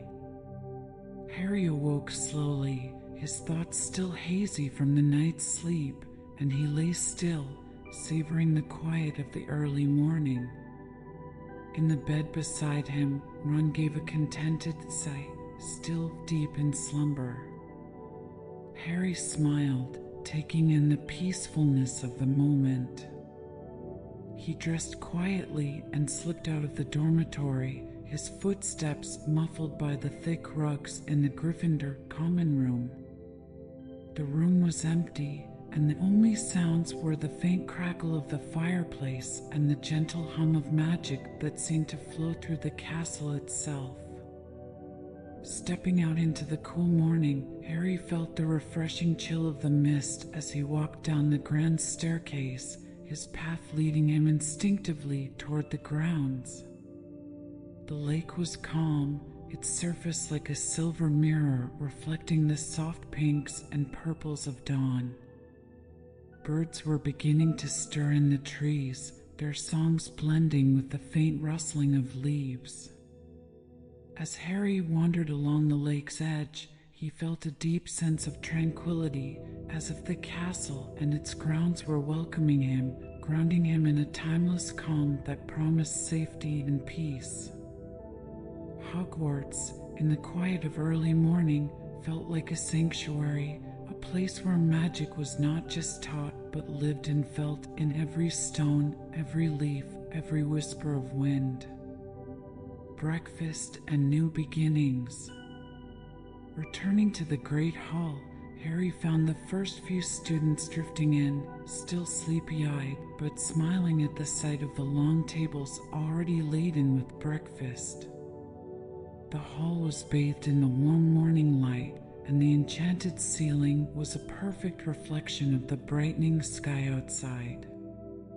Ron and Hermione soon joined him, Hermione clutching her new stack of textbooks, her face bright with excitement for the first day of classes. Ron, on the other hand, looked only half awake, stifling a yawn as he reached for a piece of toast. "All set for a new year, Harry?" Hermione asked, her eyes gleaming with enthusiasm. Harry nodded, feeling his own excitement grow as he glanced around at his friends. The year ahead felt like an unwritten story, each day promising new adventures, secrets to uncover, and challenges to face together. The clinking of silverware, the cheerful chatter, and the soft flutter of owls arriving with the morning post filled the hall with a warm hum. As Harry poured himself a glass of pumpkin juice, he felt a surge of contentment. The hall, filled with students eager to begin the new term, seemed to radiate a cozy energy that only Hogwarts could provide. Charms class and enchanted moments. Their first class was Charms with Professor Flitwick, a room filled with the gentle hum of excitement as students settled in and waited for their first spells of the year. The classroom had a magical warmth, shelves lined with enchanted objects and trinkets that twinkled in the morning light. Professor Flitwick, perched on a stack of books to reach the lectern, welcomed them with his usual cheerful smile. "Today, we begin with a charm that you may find both practical and delightful," he said, his voice filled with enthusiasm. With a wave of his wand, Professor Flitwick demonstrated the levitation charm, making a feather float gracefully above his desk. The feather danced through the air, swirling and spinning as if caught in an invisible breeze. "Remember, swish and flick," he reminded them, his eyes twinkling as he watched the students take out their wands. As Harry practiced, the sensation of magic flowing through his wand and into the feather was almost mesmerizing. He could feel the energy, a warm, gentle current guiding his hand. With each try, the feather floated a little higher, catching the sunlight in delicate patterns. Hermione, of course, managed the charm perfectly on her first attempt, her feather gliding gracefully through the air. "It's all in the wrist movement," she whispered to Harry and Ron, her face glowing with pride. Ron's feather, on the other hand, trembled slightly before plopping back onto the desk with a soft sigh. He gave an exaggerated shrug, muttering, "At least it's better than last year," and they all burst into quiet laughter. As the class came to an end, Professor Flitwick congratulated them on their efforts. Harry felt a warmth in his chest, a quiet joy in the simple act of practicing magic with his friends. Charms class, with its soft light and gentle magic, felt like a sanctuary, a reminder of the wonder that filled every corner of Hogwarts. The library's secrets. After lunch, Harry, Ron, and Hermione made their way to the library, where the tall shelves stretched up toward the high ceilings, filled with countless volumes bound in leather and cloth. The smell of old parchment filled the air, and the soft hush of the library seemed to wrap around them like a gentle spell. Hermione, as usual, was eager to begin researching for their classes, but Harry and Ron were more interested in exploring the quiet corners and mysterious sections of the library. As they wandered, they passed rows of ancient tomes, each one filled with spells and stories that whispered of magical worlds beyond imagination. In one secluded corner, Harry spotted a large, dusty book with gilded edges. Its cover was worn, the title only faintly visible, "The Forgotten Enchantments of the Lost Forest." The title alone sparked a sense of wonder, and he carefully opened it, revealing pages filled with intricate illustrations of forests bathed in moonlight, animals with knowing eyes, and spells that seemed woven from starlight and dreams. "Look at this," he whispered to Ron and Hermione, showing them a page where trees seemed to glow with an inner light, their branches intertwined like protective arms over the creatures below. "There's so much magic out there, magic we haven't even imagined." Hermione nodded, her eyes wide as she looked over the book with them. "That's the beauty of magic," she said softly. "It's as endless as we can dream it to be." As they sat together, their heads close over the pages, the quiet magic of Hogwarts surrounded them, filling them with the certainty that they were part of something ancient, something powerful, and something incredibly beautiful. An evening in the Gryffindor common room. As the day came to a close, Harry, Ron, and Hermione made their way back to the Gryffindor common room. The sun was beginning to set, casting long shadows through the castle corridors and bathing the walls in warm hues of amber and rose. The familiar hum of Hogwarts' ancient magic seemed to grow softer in the fading light, as if inviting everyone to unwind after a long day. When they entered the common room, they found it aglow with the soft flicker of firelight, its warmth filling every corner of the room. Armchairs, some worn and patched from years of use, were arranged in cozy clusters.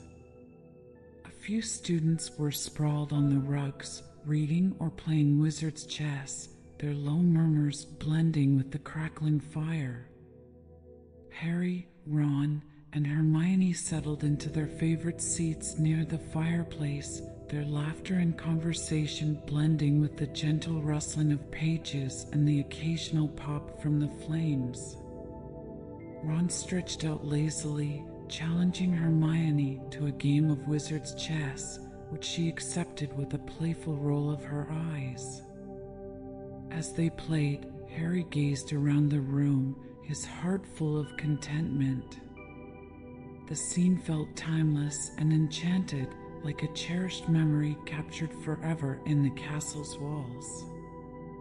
Outside the window, stars began to appear, tiny pinpoints of light in the deepening twilight, casting a soft glow that mingled with the firelight. A starlit night. When the common room grew quieter and the fire began to fade to glowing embers, Harry and his friends decided to go to bed. But as they climbed the staircase to their dormitory, Harry couldn't resist a final glance out of the high castle windows.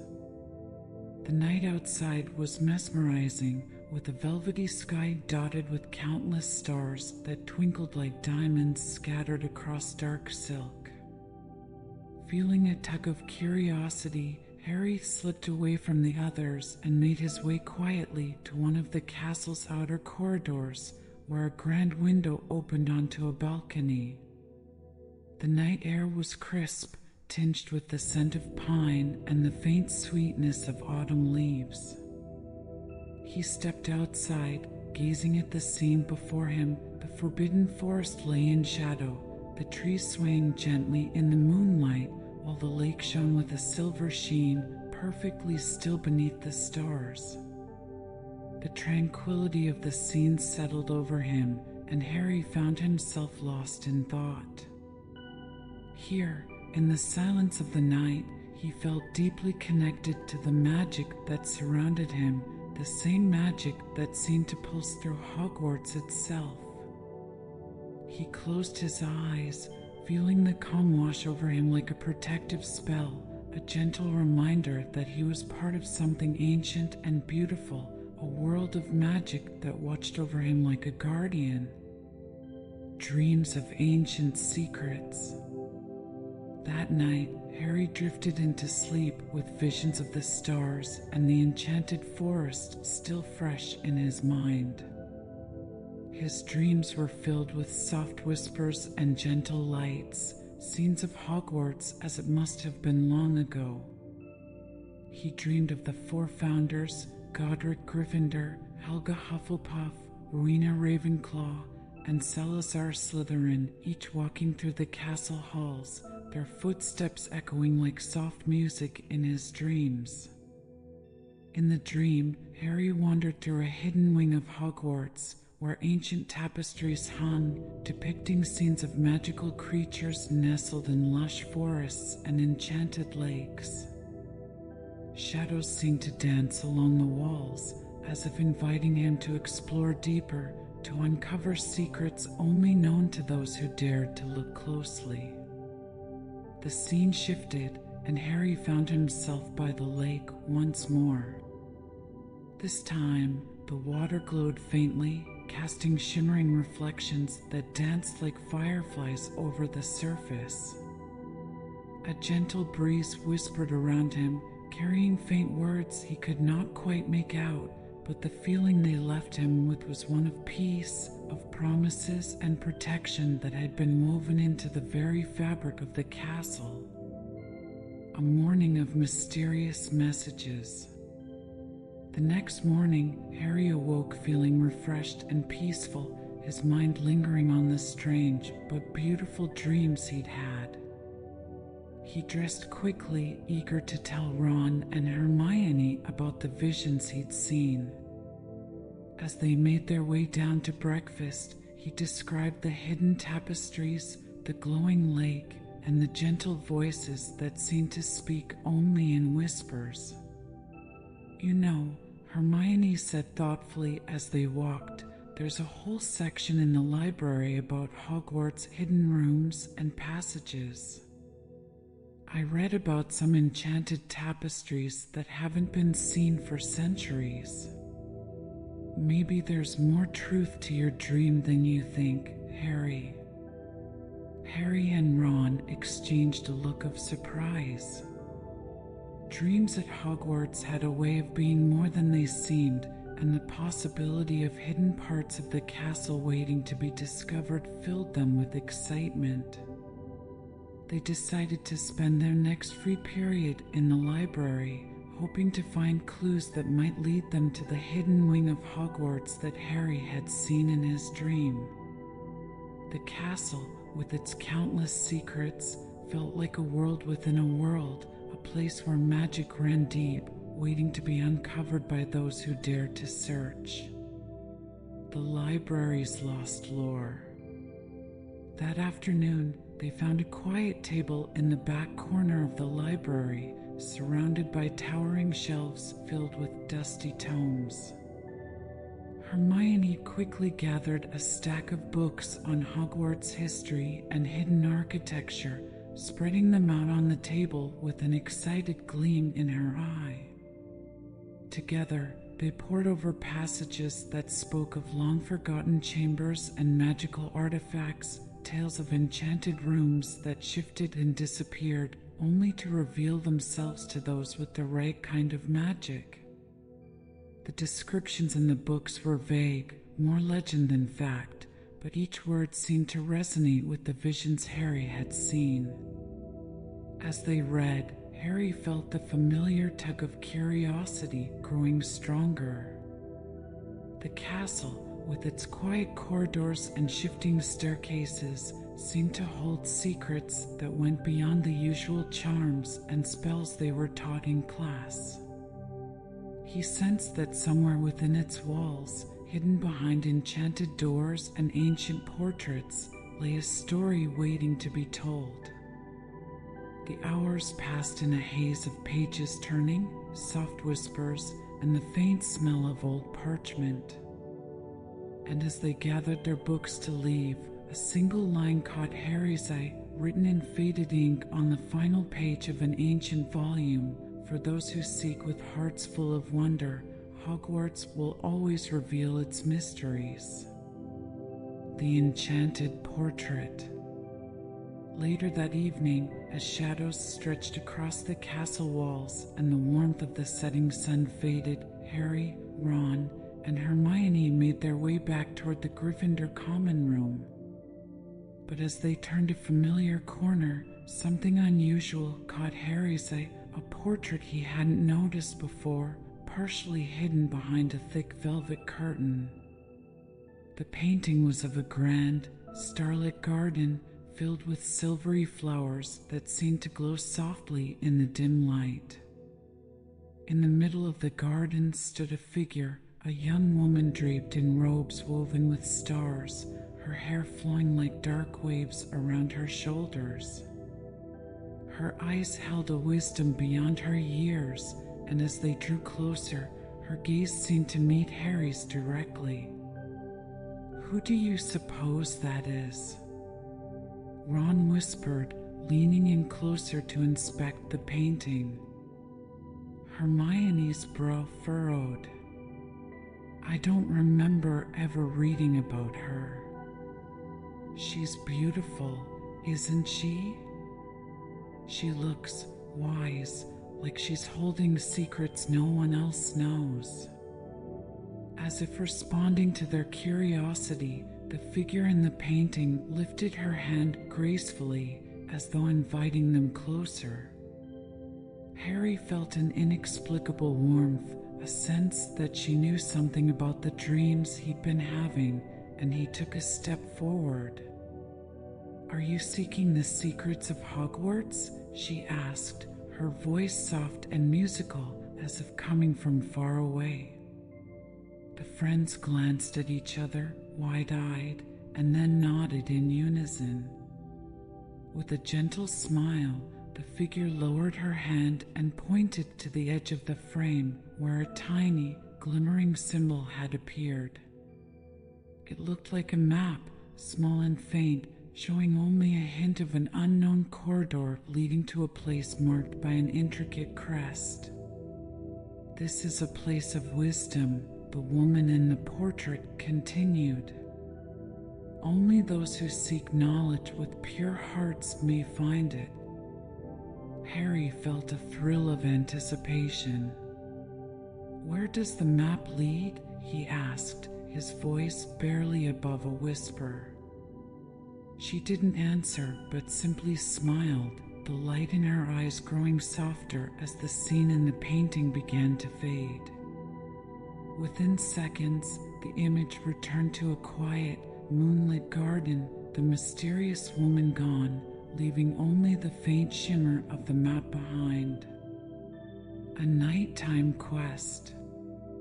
Determined to uncover the mystery, Harry, Ron, and Hermione decided to follow the map that very night. The castle lay quiet around them as they slipped out of the Gryffindor common room under the cover of Harry's invisibility cloak, their footsteps soft on the ancient stone floors. They followed the tiny map sketched in the corner of the portrait, winding through deserted hallways lit only by the flicker of enchanted torches. The path led them down a spiral staircase they had never seen before, the walls lined with carvings of mythical creatures, phoenixes, centaurs, and dragons, each seeming to watch them as they passed. Finally, they reached a narrow door, carved with the same intricate crest they had seen on the map. Hermione reached out and placed her hand on the door, which opened with a soft click, revealing a chamber bathed in gentle blue light.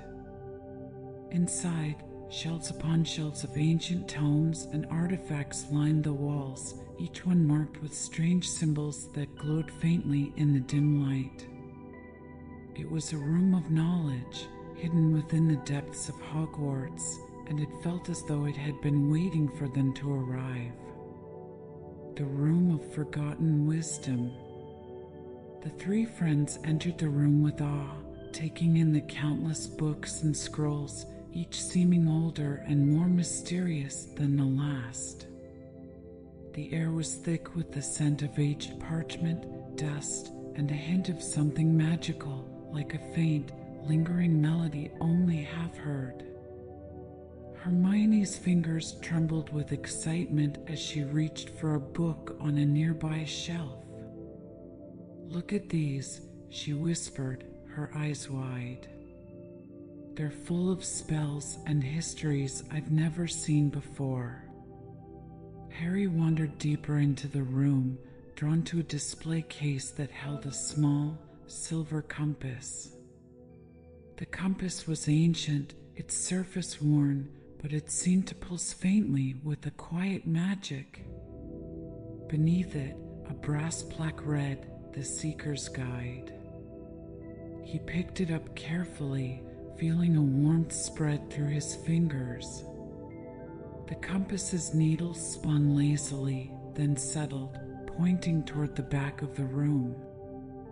Curious, he followed its direction, leading him to a section filled with scrolls written in flowing, elegant script.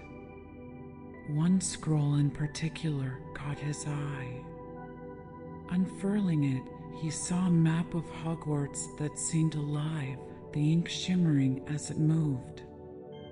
It highlighted hidden passages and rooms, each one labeled with cryptic names like the Hall of Whispers and the Astral Tower. "Look at this," he said, showing the map to Ron and Hermione, who had joined him by the shelves. Hermione's eyes widened. This must be a map of Hogwarts' forgotten spaces. They say some rooms are enchanted to appear only for those who need them. Maybe this map shows us how. The three of them spent what felt like hours exploring the room, their curiosity boundless as they uncovered more mysteries about the castle they called home. The return to the common room. At last, their eyes growing heavy and their minds filled with questions, they decided it was time to return to Gryffindor Tower.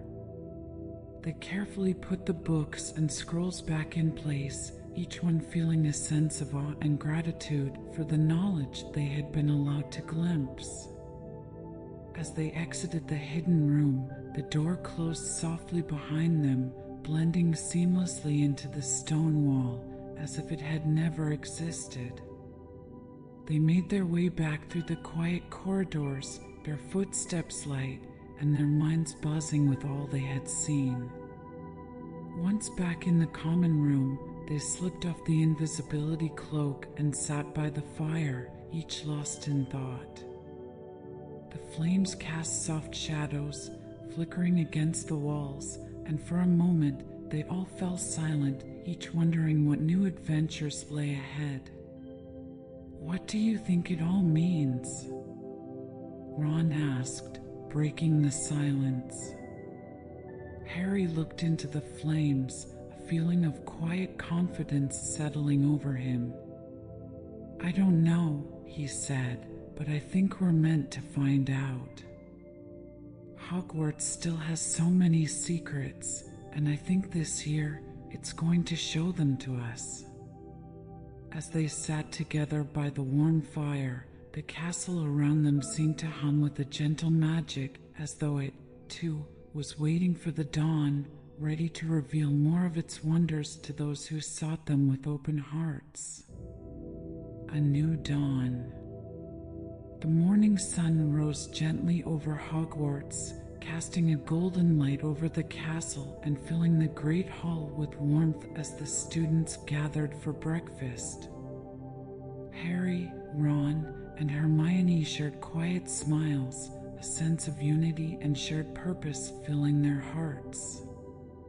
They knew that whatever lay ahead, they would face it together.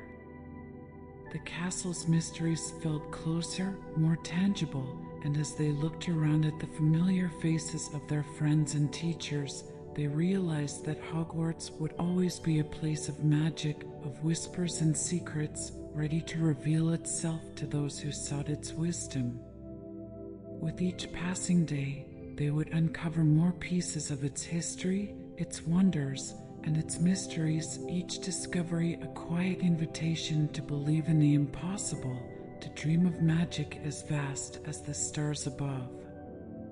And as they began a new day, laughter and quiet voices filled the hall, carrying with them the promise of countless stories yet to be told, waiting patiently within the ancient walls of Hogwarts. Whispers from the portraits. The morning after their discovery of the hidden room, Harry, Ron, and Hermione wandered through the castle's corridors with an almost giddy sense of curiosity, their eyes lingering on every tapestry and ancient door, wondering what other secrets Hogwarts might be hiding. As they passed the rows of portraits, the painted figures seemed to watch them with knowing glances, whispering softly amongst themselves as if they, too, were aware of something yet to be revealed. In the corridor leading toward the library, an older portrait of a wizard with a long silver beard leaned closer as they walked by. "Back again, are you?" he muttered, just loud enough for them to hear. Harry paused, exchanging a curious glance with Ron and Hermione. "Do you know something about the hidden rooms?" he asked the portrait, who gave a slow, knowing smile. "A castle as old as Hogwarts has more secrets than you can imagine, young ones," the wizard replied, stroking his beard thoughtfully. "But secrets are best kept unless you have a true heart and a curious mind." His eyes twinkled as he spoke, and with a wink, he settled back into his chair, becoming silent once more. They continued on, the words lingering in their minds. It was clear that the secrets of Hogwarts were guarded not only by enchantments, but by those who had known them for centuries, and who had woven them into the very fabric of the castle itself. The echoing staircase. That afternoon, as they descended a quiet staircase leading down to the dungeons, they noticed something strange. The walls seemed to echo softly, not just with the sound of their footsteps, but with whispers, like faint voices trapped within the stone. Each step seemed to release a different murmur, fragments of old conversations, laughter, even the faint strains of music from a long-forgotten celebration. "Do you hear that?" Hermione whispered, pausing on the stairs and pressing her ear to the wall. Ron's face lit up in surprise. "It's like the walls are speaking." Do you think they're memories? Harry placed his hand on the stone, feeling a subtle vibration as if the castle was alive with voices from the past. It's as if every sound, every memory of those who've walked here before us has been saved somehow, woven into the stones. The three of them stood there in silence, listening to the voices of old, feeling connected to the generations of witches and wizards who had lived, learned, and left their mark on Hogwarts. For a moment, they felt part of a story far bigger than their own, one that stretched back through centuries of magic, binding them to the castle and to each other. The Forbidden Forest's Call. Later that week, after classes, Harry felt a pull toward the edge of the Forbidden Forest. The air was thick with the scent of damp earth and pine, and the sunlight filtering through the trees cast dappled patterns on the ground. Though the forest was often filled with mysteries and shadows, today it seemed calm, its trees swaying gently as if inviting them closer. "What's calling you to the forest, mate?"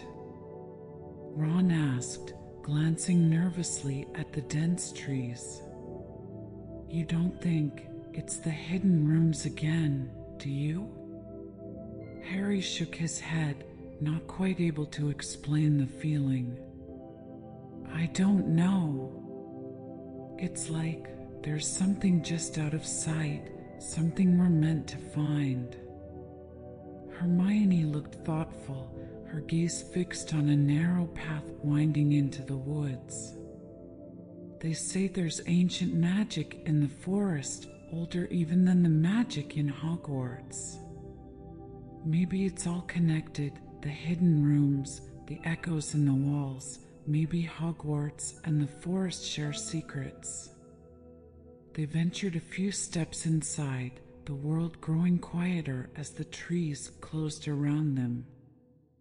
Sunlight barely reached the forest floor, and a sense of calm settled over them as they moved slowly, their footsteps muffled by fallen leaves. It was as if the forest, ancient and wise, was holding its breath, allowing them a glimpse into its secrets. But just as quickly, Harry felt a shift, a gentle reminder, like a whisper on the wind, telling them it was not yet time to venture further. Respecting the forest's silent warning, they turned back toward the castle, feeling both a sense of peace and the promise of mysteries still to come. Letters in the moonlight. That night, as Harry sat by his dormitory window, he spotted a single owl gliding through the moonlit sky, carrying a letter sealed with a deep blue wax. The owl landed on the windowsill with an elegant swoop, extending its leg for Harry to retrieve the letter. Harry recognized the crest on the seal. It was the same as the crest they had seen in the hidden room. With a spark of excitement, he broke the seal and unrolled the parchment, revealing lines written in a graceful, flowing script. "For those who seek with open hearts, Hogwarts shall always provide. Return to the Chamber of Wisdom, and there you shall find guidance on the path ahead." The message was unsigned, and as he read, the letters on the parchment faded until the page was blank, leaving only the faint scent of lavender behind. Harry held the letter close, his heart beating with a mix of excitement and curiosity. Whoever had sent it knew of their visit to the hidden room, and it seemed they were encouraging him to return. He shared the letter with Ron and Hermione, who read it with equal amazement. "Someone or something is watching over us," Hermione whispered, her eyes wide. "This is incredible. It's as if the magic in the castle has decided to show us the way." They made plans to return to the hidden room at their next opportunity, wondering what new secrets awaited them and who or what was guiding them through the mysteries of Hogwarts. The second visit to the Chamber of Wisdom. On their next free afternoon, Harry, Ron, and Hermione slipped away from the crowded hallways and made their way back to the hidden chamber, following the path they had taken before. This time, the door opened for them as if expecting their arrival, revealing the room bathed in a warm, golden glow. In the center of the chamber stood a pedestal they hadn't noticed on their first visit. Resting upon it was an ancient book bound in soft, dark leather, its cover etched with swirling patterns that seemed to shimmer as they moved closer. The air around the book felt charged with magic, as though it held centuries of wisdom within its pages.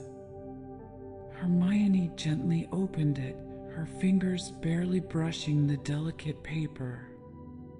Inside, they found writings on the very magic of Hogwarts itself, the enchantments that bound it, the protections woven into its walls, and a section titled The Bonds of Friendship, which described how the power of unity could unlock the castle's greatest mysteries. This is amazing, Hermione breathed, her eyes dancing with excitement. It's as if Hogwarts knows we're meant to be here, that we're connected to its magic somehow.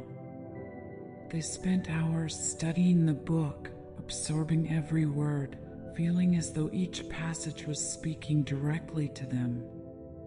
They read about the castle's foundation, its magic formed by the dreams of those who loved it, and how it responded to those who treated it with reverence and wonder.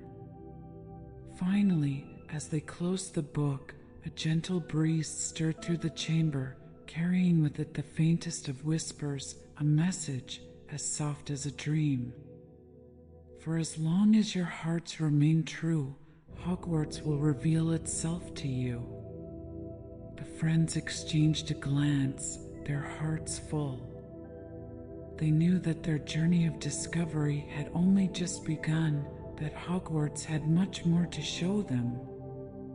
As they left the chamber, the room faded back into silence, its secrets patiently waiting for those who would seek them with open hearts.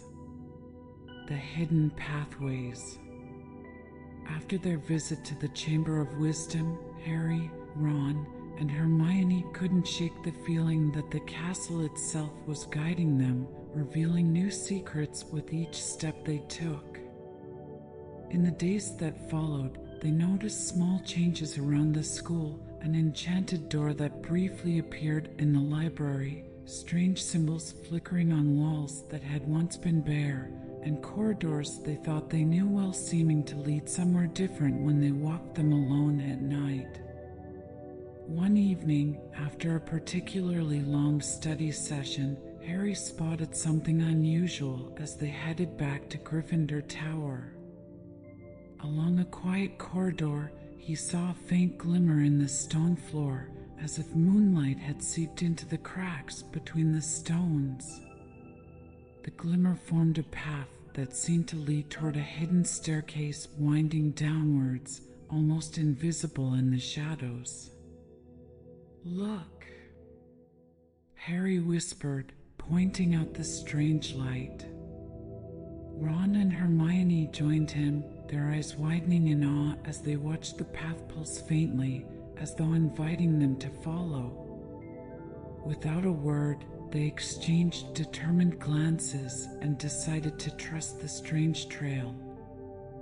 Step by step, they descended the staircase, feeling as though they were moving deeper into the very heart of Hogwarts. The Hall of Whispers. At the bottom of the staircase, they found themselves in a long, dimly lit hallway.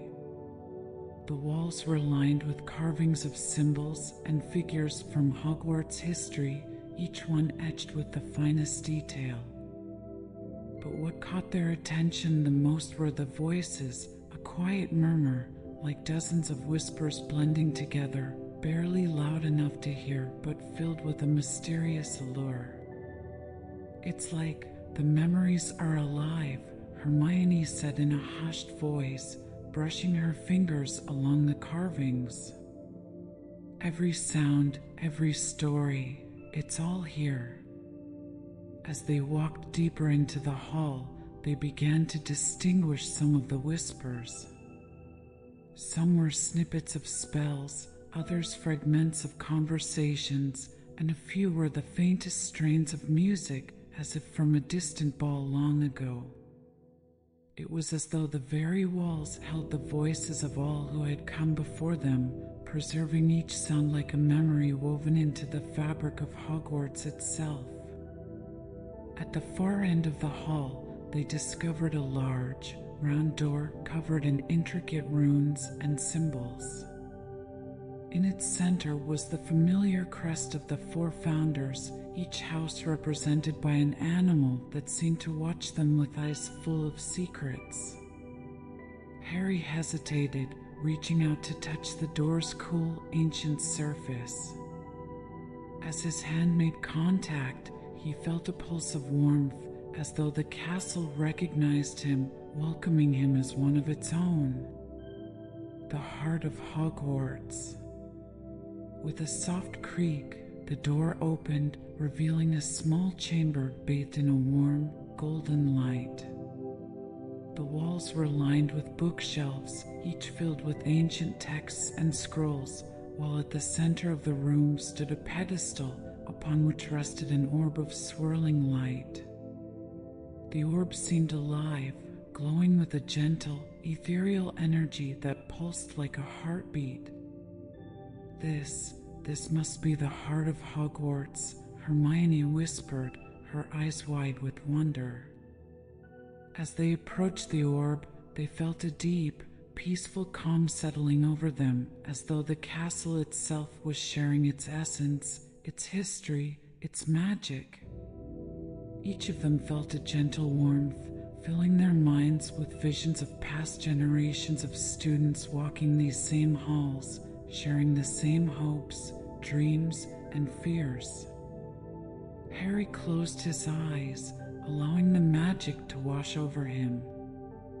In that moment, he understood that the heart of Hogwarts was not just a place, but a feeling, a bond that united everyone who had ever walked its halls. It was a promise of friendship, of loyalty, and of courage, woven together to create a sanctuary for all who sought to learn its secrets. Secrets of the Founders. As they stood before the orb, a faint shimmer filled the air, and images began to form around them, like memories unfolding from the past.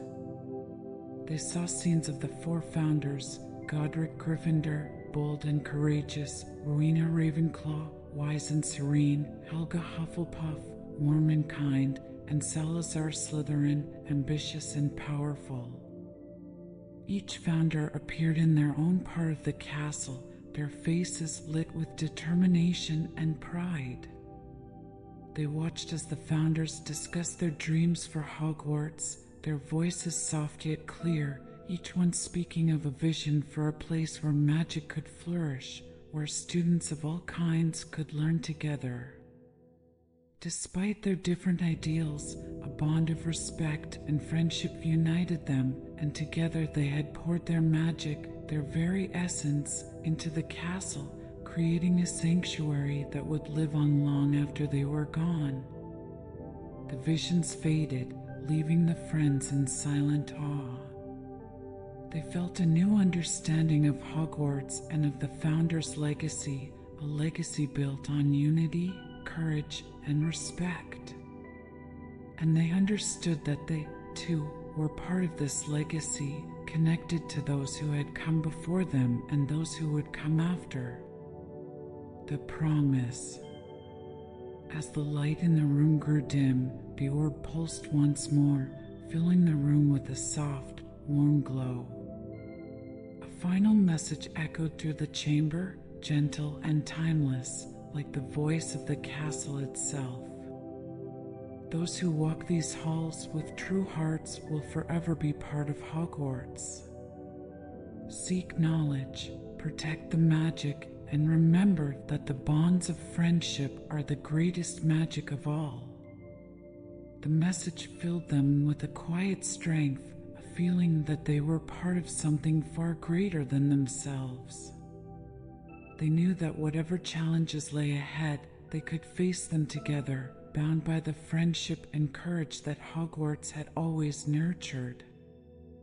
The orb's light faded, and with it, the chamber seemed to return to stillness. They took a last, lingering look at the room, feeling as though they were saying goodbye to an old friend, and then turned to leave, the door closing softly behind them. A quiet walk back. As they ascended the staircase, leaving the hidden hall behind, they felt a profound sense of peace and purpose. The castle, quiet and serene around them, seemed to whisper its approval, as if the very stones knew the journey they had taken and welcomed them as part of its ancient story. They walked back to the common room in companionable silence, each one lost in thoughts of the magical bond they now shared, not only with each other, but with the very heart of Hogwarts. In the common room, the fire burned low, casting a soft glow across the walls. Harry, Ron, and Hermione settled into their favorite armchairs, the warmth of the fire filling them with a comforting sense of home. They exchanged quiet smiles, knowing that they had experienced something rare and precious, a gift from Hogwarts itself. As they sat by the fire, the castle around them seemed to hold them close, its walls whispering promises of protection and guidance, the secrets of its heart forever safe with them. And as they drifted into sleep, each one knew that no matter what the future held, Hogwarts would always be their home, a place of endless magic, boundless wonder, and friendship that would last beyond a lifetime. The final secret. The days passed quietly after their journey to the heart of Hogwarts, but Harry, Ron, and Hermione often found themselves revisiting the memories they had witnessed, the Founder's visions, the timeless magic that flowed through the castle, and the whispered promise of friendship and courage. Each moment felt like a treasured secret, a memory that would stay with them forever. One crisp autumn evening, as they sat by the fire in the common room, Harry felt a familiar pull, a sense that the castle had one last secret to share. He glanced at Ron and Hermione, who nodded as if they too felt the castle's gentle call. Quietly, they made their way to the hallways, letting their steps guide them, feeling the castle lead them one final time. They found themselves in the same corridor where the enchanted portrait had first shown them the map. The woman with the star-filled robes was there once again, her eyes filled with warmth and wisdom. She lifted her hand in a silent farewell, her smile soft and knowing. "Thank you," Harry whispered, his heart full. The portrait gave a final nod, as though she, too, was grateful for the journey they had taken. A promise to Hogwarts. Returning to the common room, they gathered by the window, gazing out over the moonlit grounds. The lake lay still, the forest swayed in the night breeze, and the stars sparkled above like tiny promises of magic yet to come. Hogwarts will always have secrets, won't it? Ron murmured, his voice filled with awe. We've seen so much, but it feels like there's so much more. Hermione smiled, her eyes shining with excitement. Yes, and maybe one day we'll discover it all. But I think part of Hogwarts' magic is that it keeps some mysteries, that it always has something to show to those willing to seek it. Harry nodded, feeling a quiet understanding settle within him. We'll keep Hogwarts' secrets safe, and we'll always be a part of this place. No matter where life takes us, this castle, this magic, will stay with us. Together, they stood in silent gratitude, knowing that their connection to Hogwarts was woven with bonds that time would never break. Until we meet again. As the fire burned low, they each felt a sense of closure, as though the journey they had taken had prepared them for the adventures yet to come. They knew that Hogwarts, with all its secrets and wonders, would always welcome them back. And though they didn't know what the future held, they knew they would face it together with courage and friendship, just as the castle had taught them. For now, they were content. Content to rest, to savor the quiet of the night, to let their dreams wander through memories of the magical places they had seen and the mysteries still waiting to be discovered. And as they drifted off to sleep, a soft whisper seemed to echo around them, a final message from the heart of Hogwarts itself. Until we meet again. Dear listener, as our journey together through Hogwarts draws to a gentle close, I invite you to carry with you the magic of this story, the warmth of friendship, and the quiet strength of courage. Remember that the wonders of Hogwarts live not only in the halls of an ancient castle, but in the dreams of those who dare to seek magic in every corner of life. But rest assured, this is not the end. The secrets of Hogwarts run deep, and soon a second part will reveal even more mysteries, bringing us once again to the world where dreams and magic intertwine. Until then, may your dreams be filled with starlight, and may you find magic in the world around you, just as we have in the stories of Harry, Ron, Hermione, and the heart of Hogwarts. The end, until part 2 awaits.